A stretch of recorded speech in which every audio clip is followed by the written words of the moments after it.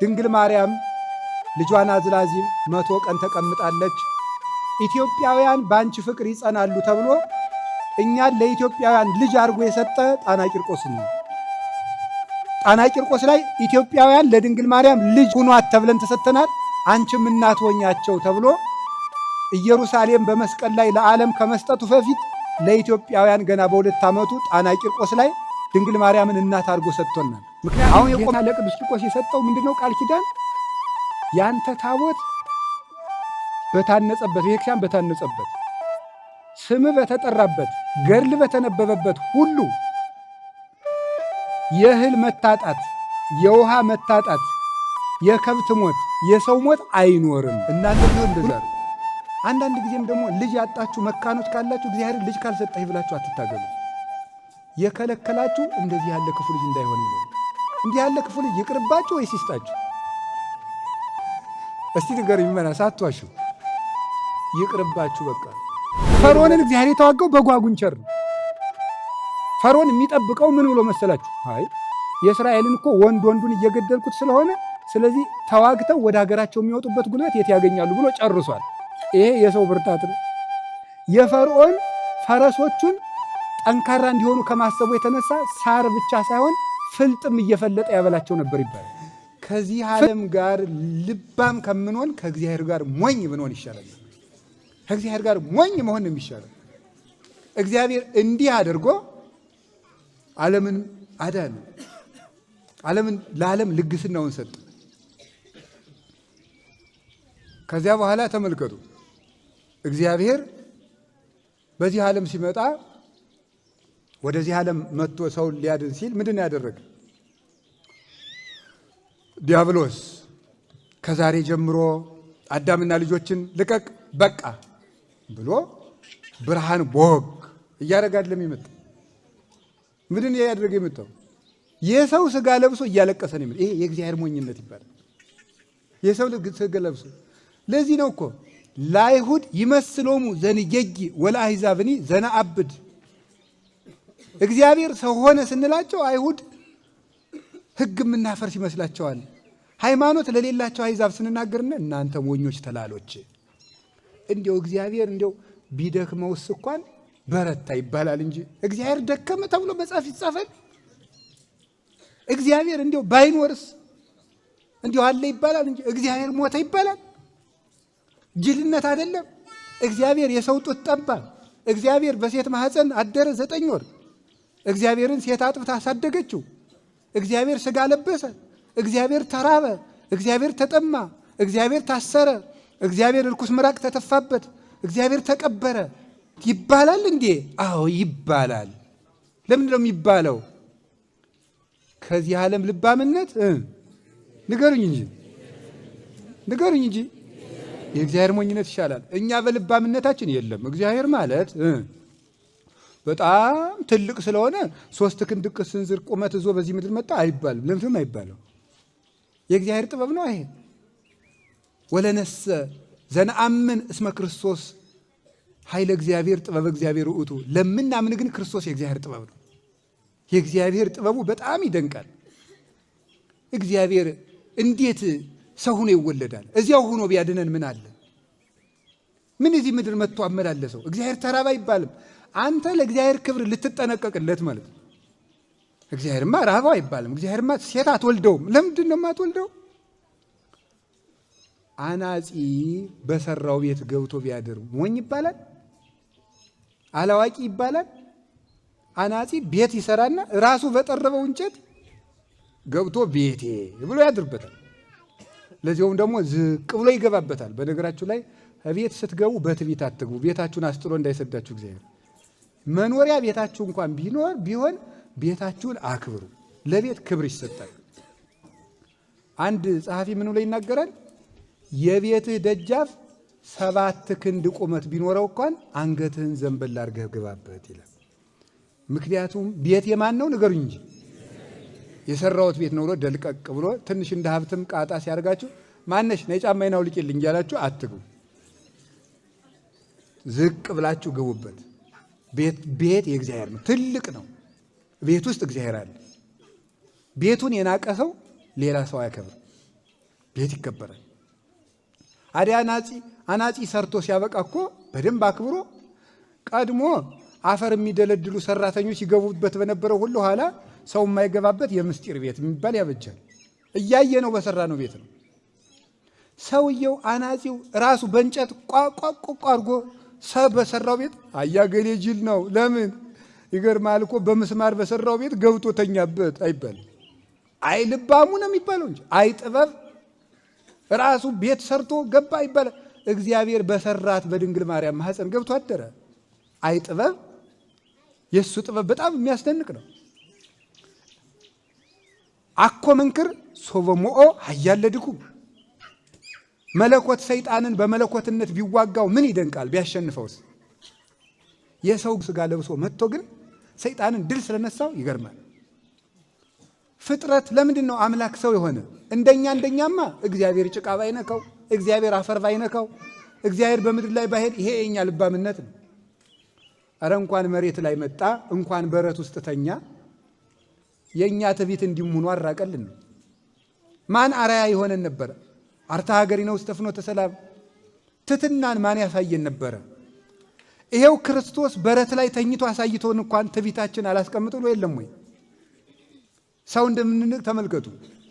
ስለዚህ ክርስቶስ ለምንድን ነው ወደዚህ ዓለም የመጣ? እኛማ እግዚአብሔር እንኳን አፈር ሊነካው እንዲሁ ባይታይ ተሰውሮ ቢኖር ይሄ የኛ ልባምነት ነው። እሱ ግን እንኳን ታየ። ለምን ተማሩ ምኔ እስማነ ትሁት ወየዋህ በውስተ ልቤ፣ ከኔ ተማሩ እኔ ትሁት ነኝ በልቤ ትሁት ነኝ የዋህ ነኝ አለ። በአፍ ትሁት መሆን ለማንም አያቅትም። በልብ ትሁት መሆን ግን በጣም ተራራ ነው። በአፍ ትሁት መሆን ጤና ይስጥልኝ እንዴት ናችሁ ጉልበት መሳም ምንም እንዲሁ አይከብድም በአፍ። በልብ ትሁት መሆን ግን በጣም በጣም በጣም በጣም በጣም በጣም በጣም የቅድስና ሁሉ መሰላል ናት የልብ ትሕትና። ያችን ማን ያሳየን ነበር? ማን ያሳየን ነበር? እንዲያውም ጎርጎርዮስ ዘአርማንያ የተባለ ሊቅ ሲናገር አሕዛብ የአምላክ ናፍቆት ነበረባቸው ይላል። አምላክ ሲናፍቃቸው ጊዜ አምላክን ማየት ቢናፍቃቸው እንጨቱን እየጠረቡ አምላኬ ነህ፣ ውሃውን እየቀዱ አምላኬ ነህ። አሁን በወንዙ ይታረድ ለወንዝ ይታረድ ለወንዝ ይታረዳል ዛሬም ድረስ። ወንዙን አልጠራም እንጂ ለምን የአካባቢውን ሰው ለማክበር የወንዞች እንጂ ለወንዝ እኮ ይታረዳል። አሁን በዚህ ይታረዳል፣ በዚያ ይታረዳል፣ በዚያ ይታረዳል፣ በዚያ ይታረዳል። አሁንም ድረስ የሚያታረዳል። የገጠሩ ሰው ይርዳል፣ ወንዙ እርዳኝ እያለ። ወንዙ ምንድን ነው የሚረዳው? እየገደብ ነው እያያችሁት። ይህ ወንዙ ተገደበ እኮ አለቀ። ቆም ስንለው ቆመ። አባይም ይቆማል። ጣናንም ቀድቼ ጠጣዋለሁ። ምንም ብፈልግ ቦያ አጠጣበታለሁ። ይሄ አትክልት ስፈልግ ጭቃ አቦካበታለሁ። እኔ የጭቃ ማብኪያ አልሆንም አይልም፣ አቦካበታለሁ። ውሃ ደግሞ ምንድን ነው የሚረዳው? ደግሞ ውሃ ሲጠጡት ይረዳል፣ እውነት ሲያጥቡበት ይረዳል። ሰው አምላክ ሲናፍቀው፣ አምላክ ሲርቀው ቅርቡን አምላክ ያደርጋል። አምላክ ሲርቀው እንደውም ኢሳይያስ አሕዛብ ብሎ ሳቀባቸው። እንጨቱን ትቆርጠዋለህ፣ ግማሹን አንድደህ ለብርድ ትሞቀዋለህ፣ ግማሹን ስጋ ጠብሰህ ትበላበታለህ፣ ግማሹን አልጋ ሰርተህ ትተኛበታለህ፣ ግማሹን አምላክ አድርገህ ታመልከው ይላል። እንዴት ዓይን አያይም ጆሮ አይሰማም? አዳ ጎርጎርዮስ ዘአርማንያ ምን አለ? አሕዛብ አምላክን የማየት ናፍቆት ቢኖርባቸው ክርስቶስ አምላክን ማየት ከናፈቃችሁ ይሄው የእናንተን ስጋ ለብሼ መጣሁ እና ሊዳሰስ መጣ። አሁን እውነት በሩቁ ሳይሆን ታየ። እንነግረክሙ በይንተ ነገረ ሕይወት፣ የሕይወትን ነገር እንነግራችኋለን። ዘሰማዕናሁ ባይዛኒነ፣ በጆሮአችን የሰማነውን፣ ወዘርእይናሁ ባይንቲነ፣ በዓይኖቻችን ያየናውን፣ ወዘገሰስናሁ በእደዊነ፣ በእጆቻችን የዳሰስነውን። ሕይወትሰ ተአውቀት ለነ፣ ሕይወትን አይተናታል አለ ዮሐንስ። አንደኛ ዮሐንስ ምዕራፍ 1 ላይ ሕይወትን አይተናታል፣ እውነትን አይተናታል፣ እውነትን አውቀናል። ክርስቶስ የመጣው በእግዚአብሔር ጥበብ ነው፣ በሰው ጥበብ አልመጣም። በሰው ጥበብ ሰዎችን እንደ ድካማቸው ለመጠገን ወደ እነሱ ድካም መጣ። አምላክን መዳሰስ የሚፈልገው ባክኖ የማይቆመው የሰው ልጅ ልቡና እንዲያርፍ ሊዳሰስ በእኛው ሥጋ መጣ። ትዕቢተኞች ነበር፣ ትሕትናን ሊያስተምረን መጣ። እየተለያየን አስቸግረን ነበረ፣ አንድ ሊያደርገን መጣ። ይህ የእግዚአብሔር ጥበብ ነው። ከዚያ ምን እንዳደረገ ታውቃላችሁ? ክርስቶስ ወንጌልን አስተማረና ያስተማራቸው ደቀ መዛሙርት ሁልጊዜ በቤተ ክርስቲያን የምመካበት ነገር ነው። ይሄ ነገር በነገራችሁ ላይ በጌታችን በኢየሱስ ክርስቶስ ታሪክ ውስጥ ከሚያስመኩኝ ነገሮች አንዱ ይሄ ነው። በምድር ላይ መጥቶ ጌታ ስንት ተማሪ ነው የመረጠው? ንገሩኝ እስኪ ንገሩኝ እንጂ 12። 12ቱ ደግሞ ምን አይነት ተማሪዎች ናቸው? ገበሬዎች ናቸው። አሁን በዚህ አላችሁ አይደል? የፎገራ ገበሬ አለ አይደል? በዚህ አላችሁ የላችሁም? አለ እያየኋቸው ነው። ይኸው ፎጣቸውን ጠምጥመው አሉ። እዚህ ረጅም በትር ነው የሚይዙ የፎገራ ገበሬ። እንትን ነው ይሄ ጅብ ምናምን ጉማሬ የሚጠብቁበት ነው፣ ለሌላ አይደለም። ለጉማሬ መጠበቂያ ረዘም ያለ በትር ይይዛሉ። እና እናንተንም ደግሞ እግዚአብሔር ያቆያችሁ። ለምን ገዳሙን ጠብቀው ከሰው ያደረሱ እነሱ ናቸው። ይህን ገዳም ጠብቀው መነኮሳቱ ቢርባቸው ስንቅ እያቀበሉ ሲቸግራቸው እየደረሱ ገዳሙን የጠበቁት እነሱ ናቸው። ቅዱስ ቂርቆስም ደግሞ ለእነሱ እረኛቸው ነው። አሁን የቅዱስ ቂርቆስ ገርል ባዝመራችሁ በሙሉ ይዞራል አይደለም? አሁን ክረምቱ አሁን ይዞራል፣ ለገበሬው ወጥቶ ይዞራል፣ ይታጠናል። እዚያው አዝመራቸው በሰላም ይሸከማል። አሁን የፎገራ ገበሬ ማለዳ ይወጣል፣ መረብን ይዞ ሕፃኑ ልጅ እንደው አንዲት ጭብጥ የሚያክለው ልጅ ይዋኛል። እኔ አሁን አይሆንልኝም ሆነ አንድ ጭብጥ የሚያክለው ልጅ ይዋኛል። በዚህ አካባቢ ማለት አንድ ጭብጥ የሚያክለው ልጅ የ3 ዓመት ልጅ ተዋኛለች። በጣም የሚገርም ክርስቶስ የመረጣቸው ሐዋርያት እንዴት ያሉ ናቸው ብላችሁ ገበሬውን አሳ የሚጎትተውን ሰውዬ መረብ የሚጎትተውን ሰውዬ እና ዓለምን መምህር የዓለም መምህሩን ማለት ይሄ የማይመስል ነገር ለሰው የሰው ልባምነት ማለት በሰው ልባምነት ማለትማ ክርስቶስ ግሪክ ሂዶ ሮም ሂዶ ፍልስፍና፣ ሪቶሪክ፣ የንግግር ጥበብ ያጠኑትን አፈቀላጤዎችን መርጦ ኑ እናንተ ንግግር ታውቃላችሁ ዓለምን አሳምኑልኝ ነበር የሚባለው። ሄደና አሁን እስቲ እንዲያው አንድ ገበሬ አቁሜ ላሳያችሁ መምላክን አሁን ዝም ብሎ ፎጣውን ጠምጥሞ ዝም ብሎ ከዘራ ያዘውን ገበሬ መጥቶ አንተና በዓለም ላይ ያሉ አሁን ሄደ ይህን ሰውዬ እግዚአብሔር መጥቶ ይሄ ሰውዬ ዋይት ሃውስ ሂዶ አሜሪካን አሳምኖ ይመጣል ብትባሉ ነው። ኧረ ተው እንጂ ጎበዝ ተው። ባይሆን ነገሌ እሺ እንዲሁ እሺ የሆነች ዲግሪ ያለቻቸው እንዲሁ እንግሊዘኛም ይችላሉ እንዲሁ ነገሌ እሺ ይሄን ሰውዬ ምን አድርግ ነው የምትተው? ተውት በቃ እንዲሁ እሱንም አናስቸግረው ይላል። የተቆረቆረ መስሎ ማለት ነው። እሱንም አናስቸግረው እንዴ ይላል። ይሄ እንትን ነው። ይሄ ምንድን ነው የሚባለው? አላውቀውም። ለካ ብቻ የሆነ ወርድ ነው፣ ዲፕሎማሲ ወርድ የሚባለው ነው ማለት ነው። ጠየም ብሎ ሰውን የተቆረቆርክለት መስለ ከሆነ ነገሩ እንትን ማለት ነው። እሱንም እንተው እንዴ ይላል። እግዚአብሔር ካለ ግን እስቲ ከሰው ልባምነት በሉ የእግዚአብሔር ሞኝነት ይሻላል። የገሊላ ገበሬውን ዝም ብሎ ጎተተና ጴጥሮስ ና አሳ የሚጎትተውን ና ተከተል። ዮሐንስ ቅዱስ ዮሐንስ አፈወርቅ ሲናገር አንተ ሰው እኔ ትውልዴ በዘሬ የተማረ ሰው የለብኝም አትበል። የተማሩ ሰዎች ዘር ስላልሆንኩ በቤቴ በዘሬ የቤተ ክህነት ዘር የለኝም፣ ወይም በዘሬ እንዲህ ያለ የሊቃውንት ዘር አይደለው። ለምን ትላለህ? ከሐዋርያት የሊቃውንት ዘር ማን ነው ይላል። ማን ነው የሊቃውንት ዘር? ከሜዳ ነው የተሰበሰባቸው። ናትናኤል ገበሬ ነበር። አባቶቻችን በተውፊት በሬ ከሚያቀነበት ነው ና ብሎ የጠራ 12 ገበሬ ሰበሰበና አሳ አጥማጅ ሰበሰበና አሳ መረብ የሚጎትተውን አንዲት አሳ ለዕለት ጉርሱ የሚጥለውን ገበሬ ወሰደና ሂዱና አፈቀልጣፋ በመሆኑ የነገር ስልት ሲያወጡ ለሚውሉት ለግሪክ ፈላስፎች ሂድና ተናገር አለው። ሮም ሂዶ ጴጥሮስ ነው ሂዶ ይኸውላችሁ ፍልስፍና ማለት አመክንዮ ማለት ሎጂክ ማለት ምናምን ማለት ስቴትመንት ማለት አላለም። ጴጥሮስ ምንድን ነው ያለ? ብፁዓን መሐርያን እስመ ሎሙኒ ይምህርዎ። ሮም አደባባይ ሂዶ ጴጥሮስ መጀመሪያ የተናገረው ቃል ምንድን ነው? የሚራሩ ብፁዓን ናቸው ለነሱም ይራሩላቸዋልና። ከዛ 2 ባልና ሚስት ሄዱና መምህር ሆይ መራራት ምንድን ነው አሉ። መራራት ማለት ቀዶ ማልበስ ቆርሶ ማጉረስ ማለት ነው። ለድሃ ራሩ፣ እግዚአብሔር ሀብት የሰጣችሁ ከድሃ ጋር ተካፍላችሁ እንድትበሉት ነው አላቸው። የእነዚያ ሰዎች ቤት እንደ ቤተ መቅደስ ሆነ። ልጃቸው ከቅዱስ ጴጥሮስ ቀጥሎ የተሾመው ሊቀ ጳጳስ ሆነ ቀሊመንጦስ። በእነዚያ ሰዎች ቤትነት የሮምን ቤተክርስቲያን ለወጣት። በኋላ ቅዱስ ጳውሎስ አጸናት። የእግዚአብሔር ልባምነት እና እንዲያውም ልንገራችሁ፣ ክርስትና እውነቱ ነው የሚያኮራኝ። ገበሬ ተሰብስቦ ዓለምን እንዴት አሳመነ? እስቲ ለዚህ ሎጂክ አምጣ እስኪ። እንዲያውን ተማርኩ የሚል ሰው ክርስትና እውነት ባይሆን ኖሮ ያልተማሩ ገበሬዎች ሂደው ንግግር አዋቂዎችን 12 ሰዎች በቁጥር አንሰው ዓለምን በሙሉ ስንቅ ያልቋጠሩ ሐዋርያት ባለጸጎችን ወይ ብር እያሳዩ ለወጡት አይባሉ፣ ወይ ሀብት እያሳዩ አይባሉ፣ ወይ በገንዘብ አባብለው አይባሉ። ሹመት አይሰጡ፣ ለራሳቸው መጠጊያ የሌላቸው ወርቅን ብርን እንዳትይዙ፣ ስንቅን እንዳትይዙ፣ ቤት እንዳይኖራችሁ ብሏቸዋል።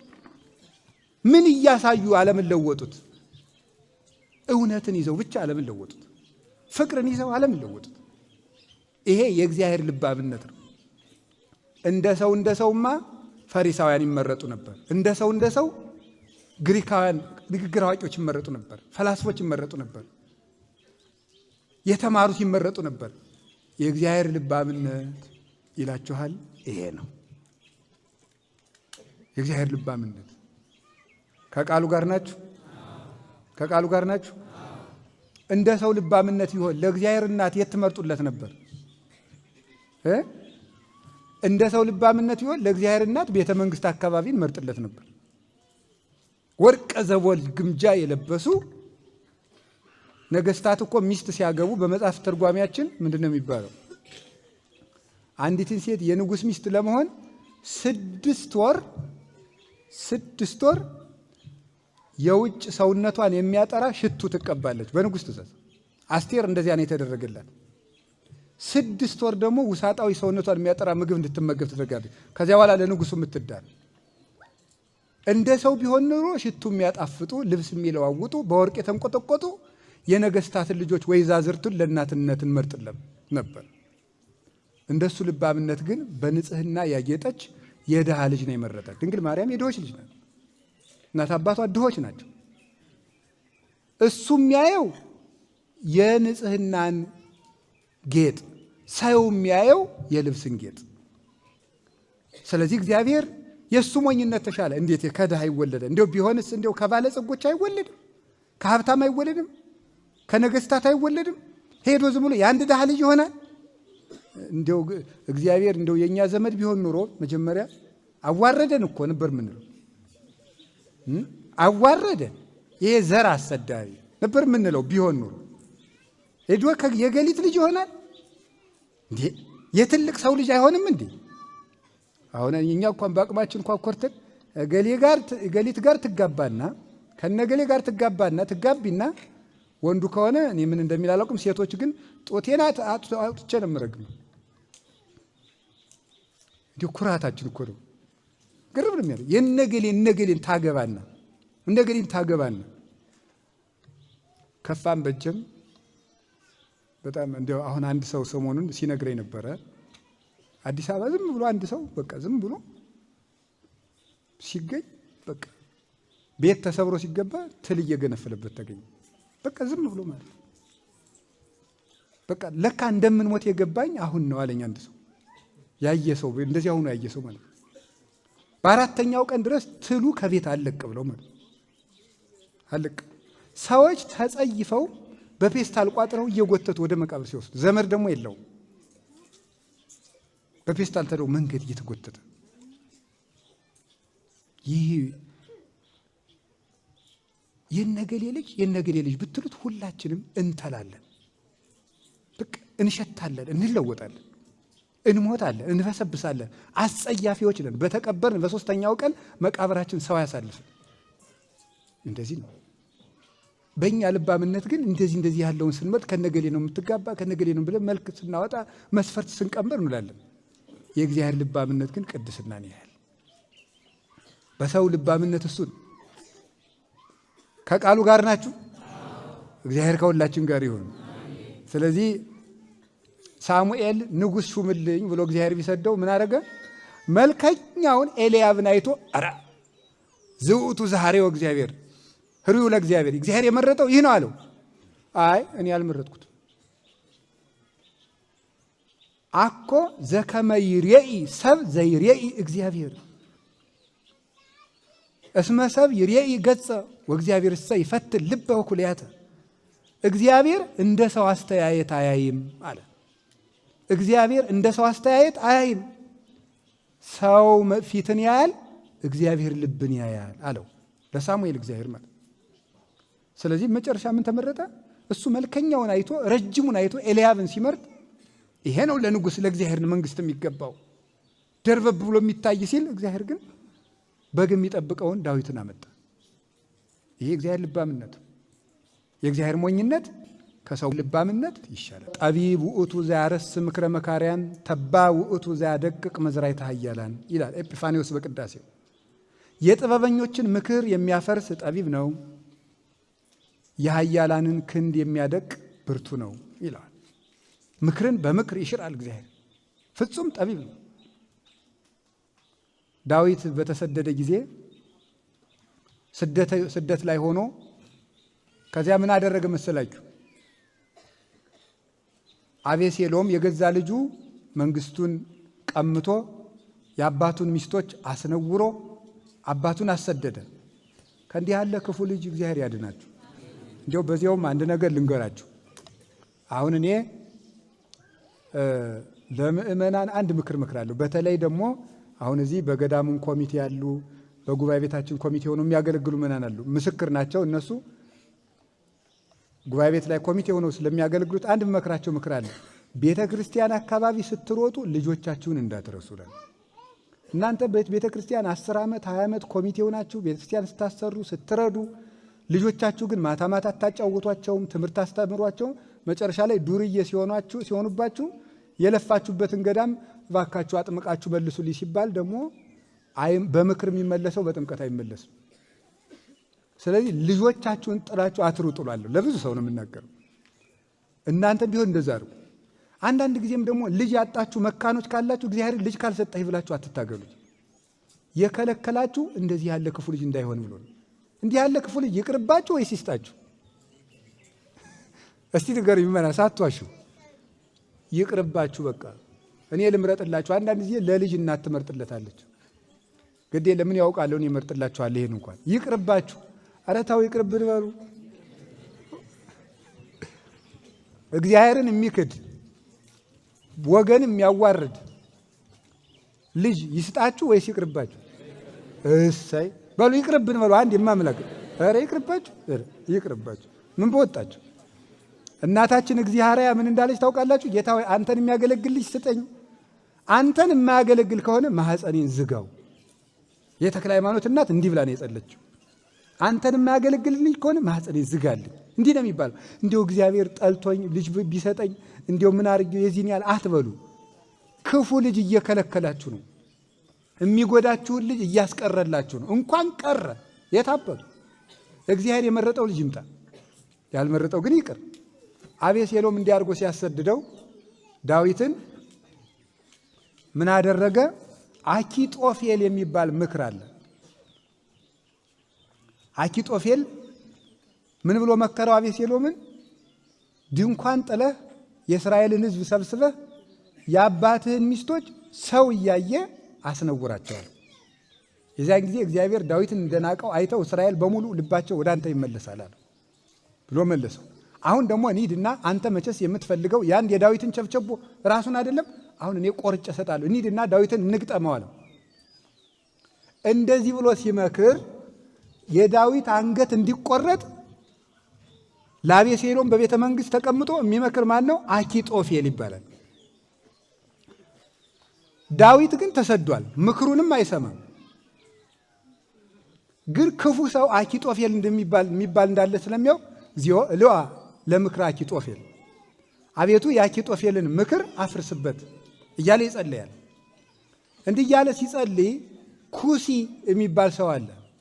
ይሄን ሰው እየወቁት በደንብ እውነቴን ነው። እስቲ ኩሲ ይበሉ፣ ድገሙ። በዓለም በምክር አንደኛው ሰው ነው። ምርጥ ምክር የሚመክር ማለት ነው። ቅን መካሪ ሰው ማለት እንደው ሁላችሁንም እንደው የኩሲን ልብ ይስጣችሁ። ሁል ጊዜም ቢሆን ጥሩ ምክር ነው መምከር ለሰው። ኩሲ ምን አረገ መሰላችሁ? አይ አኪጦፌል እንድና ዳዊትን እንግጠመው አለ። ኩሲ ደግሞ የዱሮ የዳዊት ወዳጅ ነው። ሰው በሌለበትም እግዚአብሔር ሰው ይሰጣል። እሱ ተለይቶ ቀርቷል። አንዳንድ ጊዜ ደግሞ ዘመን ገጠመኝ ብላችሁ የድሮ ወዳጃችሁን አትካዱ። አሁን ኩሲ እኮ ዘመን እንደሆነ ዳዊት እንደሆነ ዘመን ጥሎታል፣ ተሰዷል። ብዙ ጊዜ እኔ አፌን ከፖለቲካ አርሜ ነው የምኖረው። ለምንድን ነው ሲባል የቤተ ክርስቲያን አባት ሁለት ጊዜ አይናገርም። ሁለት ጊዜ አይናገርም ማለት አንዱ ሲመጣ በእውነቱ እነዚህ የተመረጡ ክቡራንና ክቡራት ቢባል ደግሞ ሌላው ሲመጣ እነዚህ የተመረጡ ስንት ጊዜ የተመረጡ ትላለህ። ሰውን በልዩ ተግባሩ ማድነቅ ተገቢ ነው። በልዩ የሚያገለግሉ ባለስልጣናት በጎ የሚሰሩ ከሆነ በስራቸው ሊመሰገኑ ይገባል፣ በአደባባይም በግልም።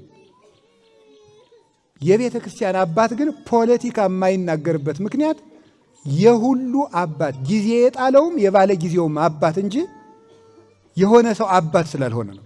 ሁለት ጊዜ አይናገርም። እና ምን አደረገ ኩሲ? አራ ምክር አንድ ምክር እኮ ጥሩ አይደለም። ኩሲ አቤት አባት ወዳጅ ዳዊት ሲሰደድ ለምንድን ነው አንተ እዚህ ቁጭ አልክ አለው። እኔ ምን ጊዜም እግዚአብሔር ለቀባውን ማገለግል አለው። በውስጠ ውሳጤ የሆነ ነገር ነው የነገረው። አሁንም እኮ ማንንም ማገለግል እያለው ነው፣ ዳዊትን እያለው። እሱ ግን የመሰለው አንተን ከቀባህ አንተን አገለግላለሁ እያለው መስሎታል። የአባቱን ሚስት ቀምቶ እግዚአብሔር ቀባው ልንልለት ነው እንዴ? ሞኛ ሞኝ። ከዚያ በኋላ ምን አደረገ? አይ የአኪጦፌል ምክር ጥሩ አይደለችም።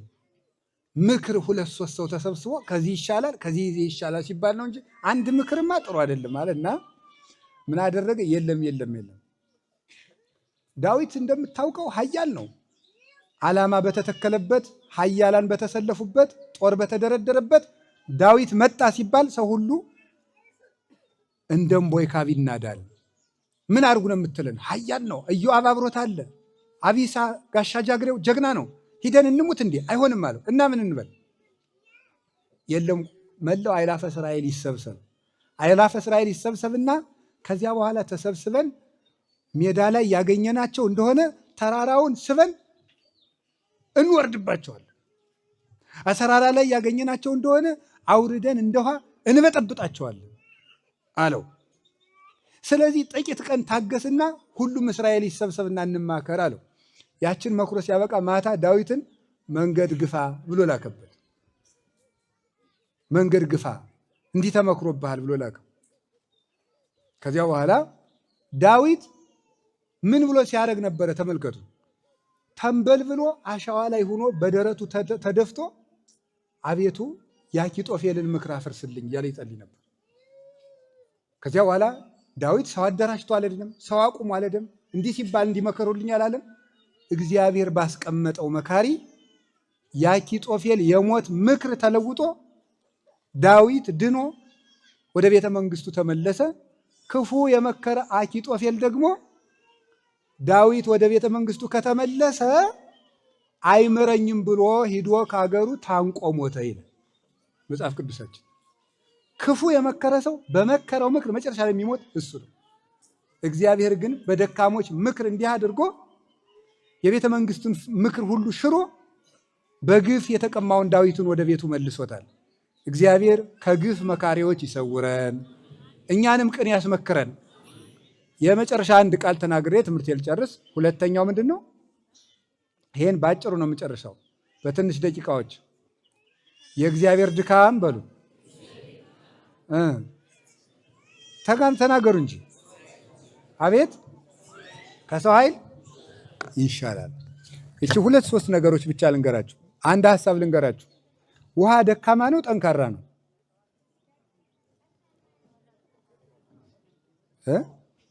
ውሃ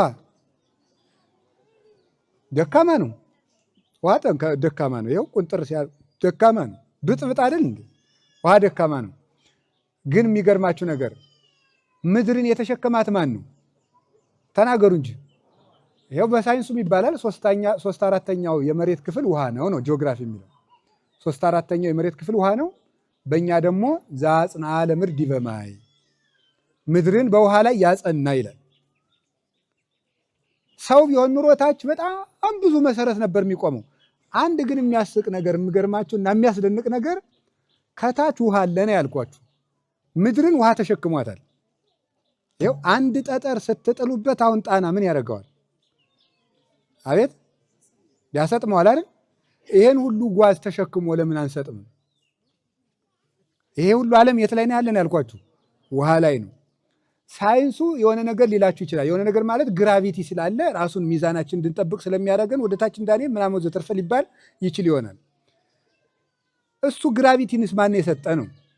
ማን የሰጠን? እሱን ራሱ እኮ እግዚአብሔር ነው። እግዚአብሔር እሱን ሰጠ ነው።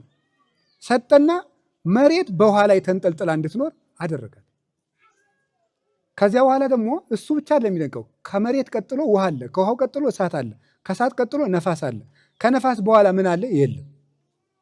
ስለዚህ ምድር በምንድን ላይ ነው የቆመችው? ያው ሰምታችሁኛል። ይሄ ውሃው ቅርቡ ነው። ከመሬት ቀጥሎ ውሃ፣ ከውሃ ቀጥሎ ነፋስ፣ ከነፋስ ቀጥሎ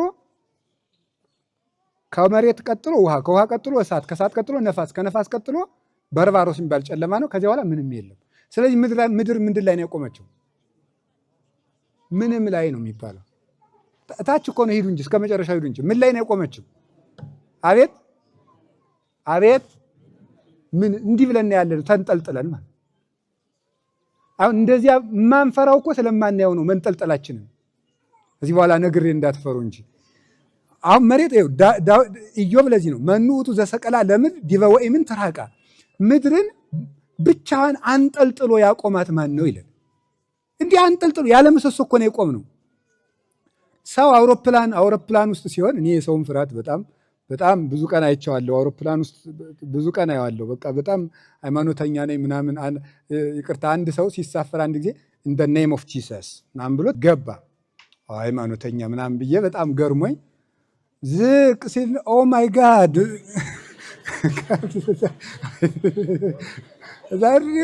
ወረ ድረሱልኝ እና ፈረንጆች ነበሩ ወደ ላሊበላ ነበሩ። ፈርስት ታይም መጀመሪያ ጊዜ ነው ስትበር ይላሉ። እና በጣም ሰው ልባም ይመስላል እንጂ አቤት ኩሸታችን እኮ እንዲሁ የሚያስደንቅ እንዲሁ ጉራችን እንዲሁ መቼ ነው የሚለቀን? እንደዚያ ብሎ ገብቶ ሰው ሲፈራ በብዙ ቀን በዓይኔ አይቻለሁ ማለት በጣም በተለይ እነዚህ ሎካል ፍላይት ላይ ዶሜስቲክ ፍላይት የሚበሩት ትንንሾቹ ያው ባጃጅ በሏቸው በፒስታ መንገድ እንደምትሄድ ባጃጅ ነው ከፍ ዝቅ የምታደርገው። እና በዚህ አይቻለሁ የሰው ፍርሃቱን። እኔ ግን የዚያን አውሮፕላኑ ስትሆኑ ምድር ራሱ አሁን አውሮፕላን ላይ የምንፈራው ለምንድን ነው? ከአውሮፕላኑ ስር ምን እንደሌለ ስለምናውቅ ነው። ምንም እንደሌለ ስለምናውቅ አይደል? አውሮፕላኑ የቆመበት ነገር የለውም ብለን ስለምናስብ ነው። እንግዲያውስ ምድር ራሱ አይቆመችበት ምንም የለም። ቁርጡን ወጉት ማለት ነው። ምድር ራሷ ምንም የቆመችበት የለ። የቆመችው ማን ላይ ነው? እግዚአብሔር። ይጸውር ድደ ወይነብር ጠፈረ። በታች መሰረቱ እሱ ነው፣ በላይም ጣራው እሱ ነው። አልቦ እምታይቴነ ከኛ በታች ምንም የለም። ሥላሴ ነው እንደሚሉት አልቦ እምላዕሌነ ከኛ በላይ ምንም የለም። አልቦ ሰማይ ዘያገምረነ የሚወስነን ሰማይ የለም። ወአልቦ ምድር ዘይጸውረነ እኛን የሚሸከም ምድርም የለም ይላሉ ሥላሴ። ለዓለሙ ድንበር እግዚአብሔር ነው። እግዚአብሔር ላይ ከቆምን በአውሮፕላንም በምንም ተንጠልጠል እግዚአብሔር እጅ ከሆንክ አትፈራም። ሁልጊዜ እግዚአብሔር እጅ መሆን ነው። ምድርን በውሃ ላይ ማጽናቱ የእግዚአብሔር ኃይልን በድካም ውስጥ የሚሰራ አምላክ ስለሆነ ነው። ከቃሉ ጋር ናችሁ? ከቃሉ ጋር ናችሁ? እግዚአብሔር ከሁላችን ጋር ይሁን። አንድ ሐሳብ ልንገራችሁ። ደግም ወደኛ ተፈጥሮ ልወሰዳችሁና ኦሪት ዘፍጥረት ምዕራፍ 1 ላይ ሰውን እግዚአብሔር ከምድር አፈር አበጀው ይላል። እስኪ በሉ አንዴ። ከምን አበጀው? ከምድር አፈር አበጀው። ለምንድን ነው እግዚአብሔር ሰውን ከምድር አበጀው ቢል ምን ችግር አለ? ከምድር አፈር የሚለውን መጨመር ያስፈለጉ ለምንድን ነው? ከምድር አፈር ቅዱስ ዮሐንስ አፈወርቅ ለይቶ ነው የሚተረጉማት። ከምድር ለብቻ ለምን አይደል? ምድርማ ቢሆን ምን አላት? እንቁ አላት፣ ዳይመንድ አላት፣ ጎልድ አላት፣ ሲልቨር አላት፣ ብዙ ወርቅ፣ ብር ምን አለው? ጠንካራ አለቶችም አሉ። ከምድር ቢሆንም አኑሮ ከምድር አፈር ያለው እግዚአብሔር ምንም በድካም እንዴት እንደሚሰራ እግዚአብሔር ሰውን በብረት ለብጦ ቢሰራውማ ሰው ጠንካራ ቢሆን አይደንቀንም። ይሄ ፈላሽ የሆነ ሁለት እግር ፍጡር እኮ የቆመ አፈር እኮ ነው። ስንቱን የሚፈልሰው የሁለት እግር ቀላል መስሏችኋል? ሰው እኮ አንዳንድ ጊዜ ግርም ይለኛል። አንዳንድ ጊዜ ቁጭ ብዬ የሰውን ተንኮል ሳስበው ይሄ በሁለት እግሩ እንዲህ የሚለው ነው እንዲህ ሁሉ የሚሰራው ክንፉን በክንፍ ጭምር እኮ በረን ነው እኮ ተንኮልን የምንሰራው የሚመስለኝ አንዳንድ ጊዜ። እንዲያው በእግር ይሄ ሁሉ ይጨርሳል? በእግር ተሄዶ ይሄ ሁሉ የተንኮል ሀገር ይጨርሳል? ይሄ ሁሉ ተንኮላችን እኮ ሰፊ ሜዳ ነው እኮ። በምን ሩጠን እንደጨረስ ነው ግርም የሚያደርገው። በክንፍም አያልቅ የኛ ነገር። ላጥብላችሁ ነገሩን። ስለዚህ እግዚአብሔር ከምድር አፈር አበጀው የተባለ ከሃሊነቱን ሁሉን ቻይነቱን ሰው ማለት ብን ብሎ ከሚሄደው አፈር ነው የተፈጠረው። አለትን እንኳን ልጠቀም አላለም እግዚአብሔር።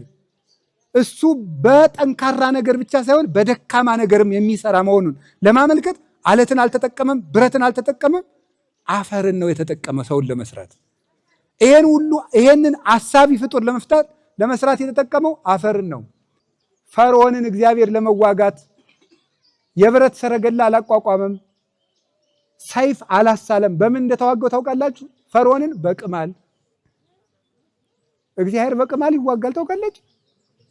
ፈርዖን ሊበላ ሲል ምሳው ላይ ቅማል፣ ሊተኛ ሲል ቅማል፣ ሊበላ ሲል ዝንብ፣ ሊጠጣ ሲል ዝንብ፣ ሊተኛ ሲል ዝንብ፣ ጓጉንቸር። ፈርዖንን እግዚአብሔር የተዋጋው በጓጉንቸር ነው። ፈርዖን የሚጠብቀው ምን ብሎ መሰላችሁ? አይ የእስራኤልን እኮ ወንዱን እየገደልኩት ስለሆነ ስለዚህ ተዋግተው ወደ ሀገራቸው የሚወጡበት ጉልበት የት ያገኛሉ ብሎ ጨርሷል። ይሄ የሰው ብርታት ነው። የፈርዖን ፈረሶቹን ጠንካራ እንዲሆኑ ከማሰቡ የተነሳ ሳር ብቻ ሳይሆን ፍልጥም እየፈለጠ ያበላቸው ነበር ይባላል። ፍልጥ የሚበሉ ፈረሶችን የፈረጥ ሰረገላ ያለው ነው ፈርዖን። እግዚአብሔር ግን ለፈርዖን የሚቋቋም ጠንካራ ሰረገላ ሳይሆን ምን ይልካል? ዝንብ፣ አንበጣ፣ ምን ይልካል? ጓጉንቸር። ለካ እግዚአብሔር በጓጉንቸር ይዋጋል። እግዚአብሔር በአንበጣ ይዋጋል። አለን የምንለው ሁሉ የአንድ ዓመት አዝመራችን በአንበጣ እልም ቢያደርገው እግዚአብሔር ማን ጀግናል? የሰው ጀግንነቱ በምግብ ነው። እግዚአብሔር በአንበጣ ይዋጋል። እግዚአብሔር በዝንብ ይዋጋል። እኛን ግን በዚህ አይዋጋን መድኃኒዓለም። ሁሉን ቻይ አምላካችን ይኸው በዝንብም ያሸንፋል፣ በቅማል ያሸንፋል፣ በጓጉንቸር ያሸንፋል። እግዚአብሔር የሚሳነው ነገር የለም። ባህሩን ለመክፈል ፈርዖን ሲከተላቸው እስራኤልን ለማሻገር ለሙሴ ጠንካራ የሆነ ነገር የብረት ግድብ ገድብና ባህሩን ክፈላል ያለው። በእንጨት ባህር ይከፈላል። በጉልበትማ ቢሆን እስቲ ሁላችን እዚህ አንዳንድ ረጃጅም ዱላ እናዋጣና ምን ረጃጅም ዱላ በቃ ምንኛ ብቻ 100 ምናምን እንግዲህ ወደ 120 ሳይደርስ አይቀርም የኢትዮጵያ ሕዝብ ሚሊየን። ያ 120 ሚሊየን ተሰብስቦ ጣናን እንደው ሲደበድበው ቢሉ ሁለት ይሰነጠቃል። ንገረኝ እንጂ እውነቴን ነው። እዚህ ያለ ነው 500 600 ነን። እንደ ኢትዮጵያ ተሰብስቦ ጣና ተከፈል የለም የባስ ይረጨናል። በዱላ ባህር ይከፈላል። በእንጨት አይገርማችሁም? የእግዚአብሔር አሰራር በእንጨት ባህር የሚሰነጥቅ አምላክ ካህሊ አምላክ ነው። የእግዚአብሔር ድካም እስቲ በሉ ከሰው ኃይል ምን ይላል? ይበረታል። ከሰው ኃይል ይበረታል። ጎልያድ ብረት ለብሶ ሲመጣ ዳዊት ምን ይዞ ነበር የሄደው? ጠጠር ነው። እግዚአብሔር በኃይል የእግዚአብሔር ኃይሉ ሰው በናቀው ነገር ነው። ሰው በናቀው ነገር እስራኤልን ከግብፅ ባርነት ያወጣቸው ሰውዬ ምንድን ነበረ? መጀመሪያ ስራው ምንድን ነበር? የስራ ባለሙያው የጦር ባለሙያ ሐመሩሃ የአስተዳደር እውቀት የሚያውቅ ምን አይነት ሰው ነበር? በግ ጠባቂ። 40 ዓመት እስራኤልን በሰላም የመራቸው ዳዊት ከምን መክሊት ነው የተጠራው? በግ ጠባቂ። እግዚአብሔር በደካማ ነገር ኃይልን ይሰራል። የመጨረሻ 2 ነጥብ ነው የቀረ የዚሁ ክፍል። አንደኛው እግዚአብሔር ሰይጣንን ያሸነፉ በምንድን ነው? በ2 ነገሮች ልንገራችሁ። 3 ነገር 4 ነገር እያልኩ አበዛውባችሁ። እግዚአብሔር ሰይጣንን ያሸነፈው በጣም የሚገርመኝ በጣም የሚያስደንቀው አንደኛ እግዚአብሔር ሰይጣንን ያሸነፈው በምንድን ነው? በሴት። እስቲ በሉ ተናገሩ እንጂ ሴቶችም ደስ እንዲላችሁ ነው። የሴት እኩልነት ከሕገ መንግስት በፊት እግዚአብሔር ነው የሰጣችሁ። እውነት ለመናገር አሁን እንደው ይሄ ሴትነትን የሚያቀነቅኑ ፌሚኒስቶችን ቢያርፉ ጥሩ ነው። ሴትነትን እንደ ቤተክርስቲያን ያከበራል? እንደ ቤተክርስቲያን ሴትነትን ያከበረ የለም። በሴት አሸነፈ ማለት ምን እንደሆነ ታውቃላችሁ? ሰይጣን መጀመሪያ ያሸነፋት ማናት? ሔዋን ምንድን ነው ጾታዋ? ተናገሩ እንጂ። ከዚያን ጊዜ ጀምሮ ሰይጣን ማንን ንቆ ነው የሚኖረው? ሴትን ንቆ ነው የሚኖረው። አይ ሴት ምንም አታመጣም ብሎ ጨርሷል። አንድ ጊዜ ስላሸነፋት ነው። ስለዚህ በእስራኤል ሲያስገድል የሚያስገድለው ምኑን ነበር የሚያስገድለው? ወንድን ነው። ሴትንማ ንቋላ። ወንዱ ግን ያ ልጅ ይወለዳል ብሎ ስለሚያስብ ወንዱን ያስገድላል። ሞኝ ሴቲቱ ድንግል ማርያም ጠላቱ መሆኗን ባያውቅ። ከዚያ በኋላ ምን አደረገ እግዚአብሔር? ዓለምን ሰይጣን የጎዳው በማን በኩል መጥቶ ነው? በሴት። ክርስቶስ ሰይጣንም በማን በኩል አሸንፈው? ሰይጣን በናቃት በማን በኩል ነው የመጣው? በሴት በኩል መጣ። ስለዚህ ምን አደረገ? ምን ይላል አባ ጊዮርጊስ? በራቅኩበት ቀረብኩ፣ በወደቅኩበት ተነሳው። በሴት ወድቄ ነበር፣ በሴት ተነሳው። በሴት ርቄ ነበር፣ በሴት ቀረብኩ ይላታል። ያችን ማናት በሉ እንጂ ድንግል ማርያም ናት። የእናቷን የሔዋንን ግፍ የመለሰች የሰው ዘር መመኪያ፣ የሰው ዘር ምልክት ቁማ የምትታይ ሰው እንደ ማርያም ነው እኮ መባል ያለበት። እውነት ሰው ይሏቸዋል፣ እንደ ድንግል ማርያም ነው። ለዚህ ነበር ቅዱስ ኤፍሬም ሴት ባየ ቁጥር ማንን ያስታውስ ነበር ይባላል? አቤት በሉ እንጂ። እንግዲህ መዝሙር በቤተ ክርስቲያን ሴቶች ብዙ ባይዘምሩ ጥሩ ነው ይባላል። ምክንያቱም ባጭሩ ውበታቸው እንዳያሰናክል ነው፣ ሌላ ነገር የለውም። ግን ቅዱስ ኤፍሬም ድንግል ማርያምን ለማክበር ሲል ለሴቶች ግጥም እየደረሰ በቤተ ክርስቲያን ያዘምራቸው ነበርና ሴቶችን እያዘመረ ድንግል ማርያምን ያይ ነበር ይባላል። እንዲህ ነበረ። ስለዚህ በደካማይቱ ሴት ጠንካራውን የማይሞተውን ሰይጣን አሸነፈው። በሚሞት ስጋ ሞትን አሸነፈ። ክርስቶስ ሰይጣንን በጠንካራ ብትር አልደበደበውም፣ በደካማ እንጨት ነው የደበደበው። ያ እንጨት ምንድን ነው? መስቀል። አሁን በጉልበት ሰይጣን አይሸነፍም። አሁን አንዳንድ ሰው አለ ወደል መቁጠር ያዞ ልቀቀው እያለው የሚል እንዴት የሚባል ነገር የለም። አንዳንዱ መቁጠሪያው እንደው ተለቅ ስላለ ሰይጣን የሚያመው የሚመስለው ነገር እንጂ እንደዛ የሚያመው የለም። ሰይጣን የሚያመው በአቡነ ዘበሰማያት ነው የሚያመው ሰይጣን። ክርስቶስ አያችሁ በጣም ጠንካራ ነገር መርጦ ሳይሆን በደካማ እንጨት ተሰቀልና ሰይጣንን ቀጠቀጠው፣ አሸነፈው። ሞትን ያሸነፈው በምኑ ይመስላችኋል? በሞቱ። ዛሬ ሐምሌ 19 ደግሞ ንጉሥን በሕፃን አሸነፈ ልላችሁ ፈልጌ ነው። ንጉሥን በምንድን ያሸነፈ? በሕፃን። ያ ሕፃን ማን ነው? ቂርቆስ ነው። ሰራዊት ያለውን ንጉሥ ምንም የሌለው ሕፃን ልጅ አሸነፈ። ሀብት ያለውን ንጉሥ ምንም የሌለው ለእናቱ እንኳን የምታበለው ዳቦ የሌለው ብረት የለበሱ ወታደሮች ያሉትን ክርስቶስን ለብሶ ሕፃኑ ቂርቆስ ሄድና ይገርማችኋል። እንደ ሰው ልባምነትማ ቢሆን ንጉሥን በንጉሥ ሰራዊትን በሰራዊት እንጂ ንጉሥን በሕፃን ያሸንፋል ብሎ ማን ያስባል? ይሄ የእግዚአብሔር ምክር ነው፣ የእግዚአብሔር ጥበብ ነው። በዛሬው ዕለት ንጉሱ የተሸነፈበት ቀን ነው። እውነት ያሸነፈችበት፣ ሐሰት የተሸነፈበት ቀን ነው። ስለዚህ ዝናቡ እየመታችሁም ቢሆን 5 ደቂቃ እናገራለሁ ሳልጠቀልለው መቅረት ስለሌለብኝ። ስለዚህ አለማዘን ሊሆን ይችላል። በእርግጥ ወይ እንድንተዛዘን ከፈላጋችሁ እኔም ልምጣና ዝናቡ ላይ ሆኜ ልናገር። እሺ ካዘናችሁልኝ እውነት አደርገዋለሁ። ማምላክ ምንም ችግር የለውም። ምክንያቱም የእኛ ሕዝብ ኃይለኛ ስለሆነ ልቡ የራሳችሁ ነጥለው ሆናችሁ እንዳይሰማችሁ ብዬ ነው። እና ያው አብረን እንጠፋፋ ካላችሁን የምመጣና እሱ ዝናቡ ላይ ሆነን እንማማራለን፣ ችግር የለም። ስለዚህ ጉዳዩን እንጠቅልለው። ከቃሉ ጋር ናችሁ? እግዚአብሔር ከሁላችን ጋር ይሁን። እውነት ሐሰት ተመክሮ ንጉሥ አንድ ሕፃንን ማሸነፍ ያቃተበት ቀን ነው። ቅዱስ ቂርቆስን ለማሸነፍ ገርፎታል፣ ምላሱን ቆርጦታል፣ ሰውነቱን ሰንጥቆታል፣ በችንካር ቸንክሮታል። ዛሬ ሐምሌ 19 ቀን ደግሞ የፈላ በርሚል አፍልቶ እዚያ የፈላ በርሚል ውስጥ እናቱንና ሕፃኑን ሲጨምሯቸው ቅዱስ ቂርቆስ እግዚአብሔርን እያየ ንጉሱና ሰራዊቱን ደግሞ የእሳቱን መጠን እያዩ በነደደው እሳት ላይ ድኝን እሳቱን የሚጨምር ጋዝ እየጨመሩ እያነደዱ የበርሚሉ ድምፅ የክረምት ነጎድጓድ እስከሚመስል ድረስ አፍልተው ይህንን ሕፃን ለማሸነፍ አንድ ሀገር ንጉሥ በአንድ ሕፃን ላይ ተነሳ። ቅዱስ ቂርቆስ ግን የእናቱን ሕፃን አሃዛ ዕዳ ዘየማን የእናቱን ቀኝ እጇን ይዞ ኢትፍርሂ እናቴ ሆይ አትፍሪ፣ ንፈጽም ገድለነ ገድላችንን እንፈጽም፣ ጥብይከ እናቴ ጽኝ አይዞሽ በርቺ፣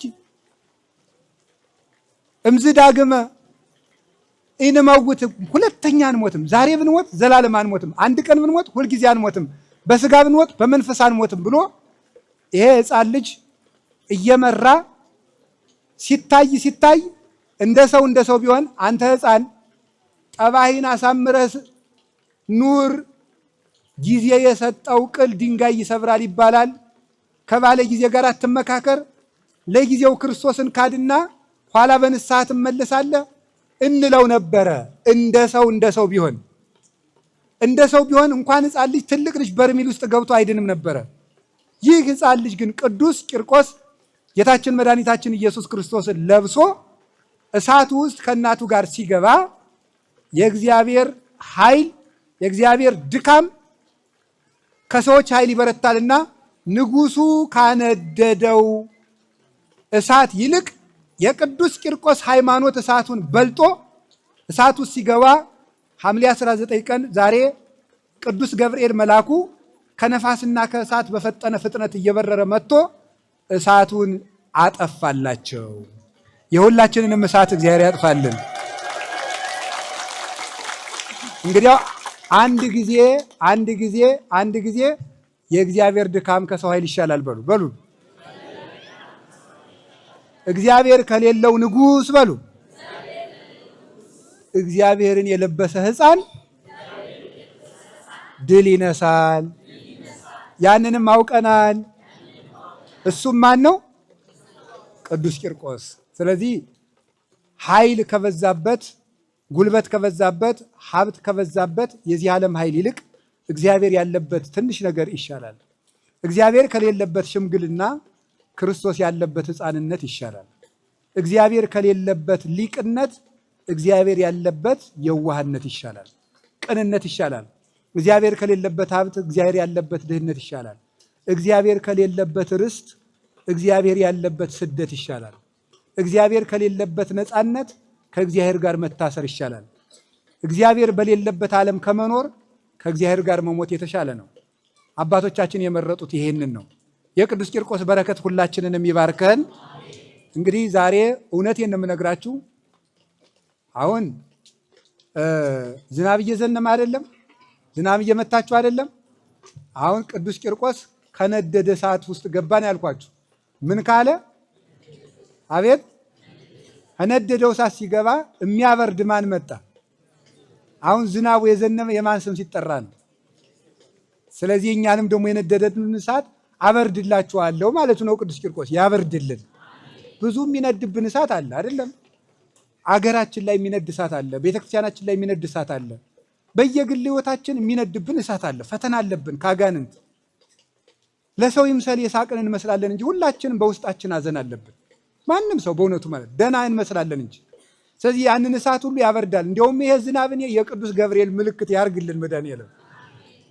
ቅዱስ ቂርቆስ እሳቱ ሲገባ ቅዱስ ቂርቆስ ክርስቶስን ለብሶ ሲመጣ ይህች ዓለም እሳት ስታነድ ገብርኤል ደግሞ ዝናቡ ነው መጣ።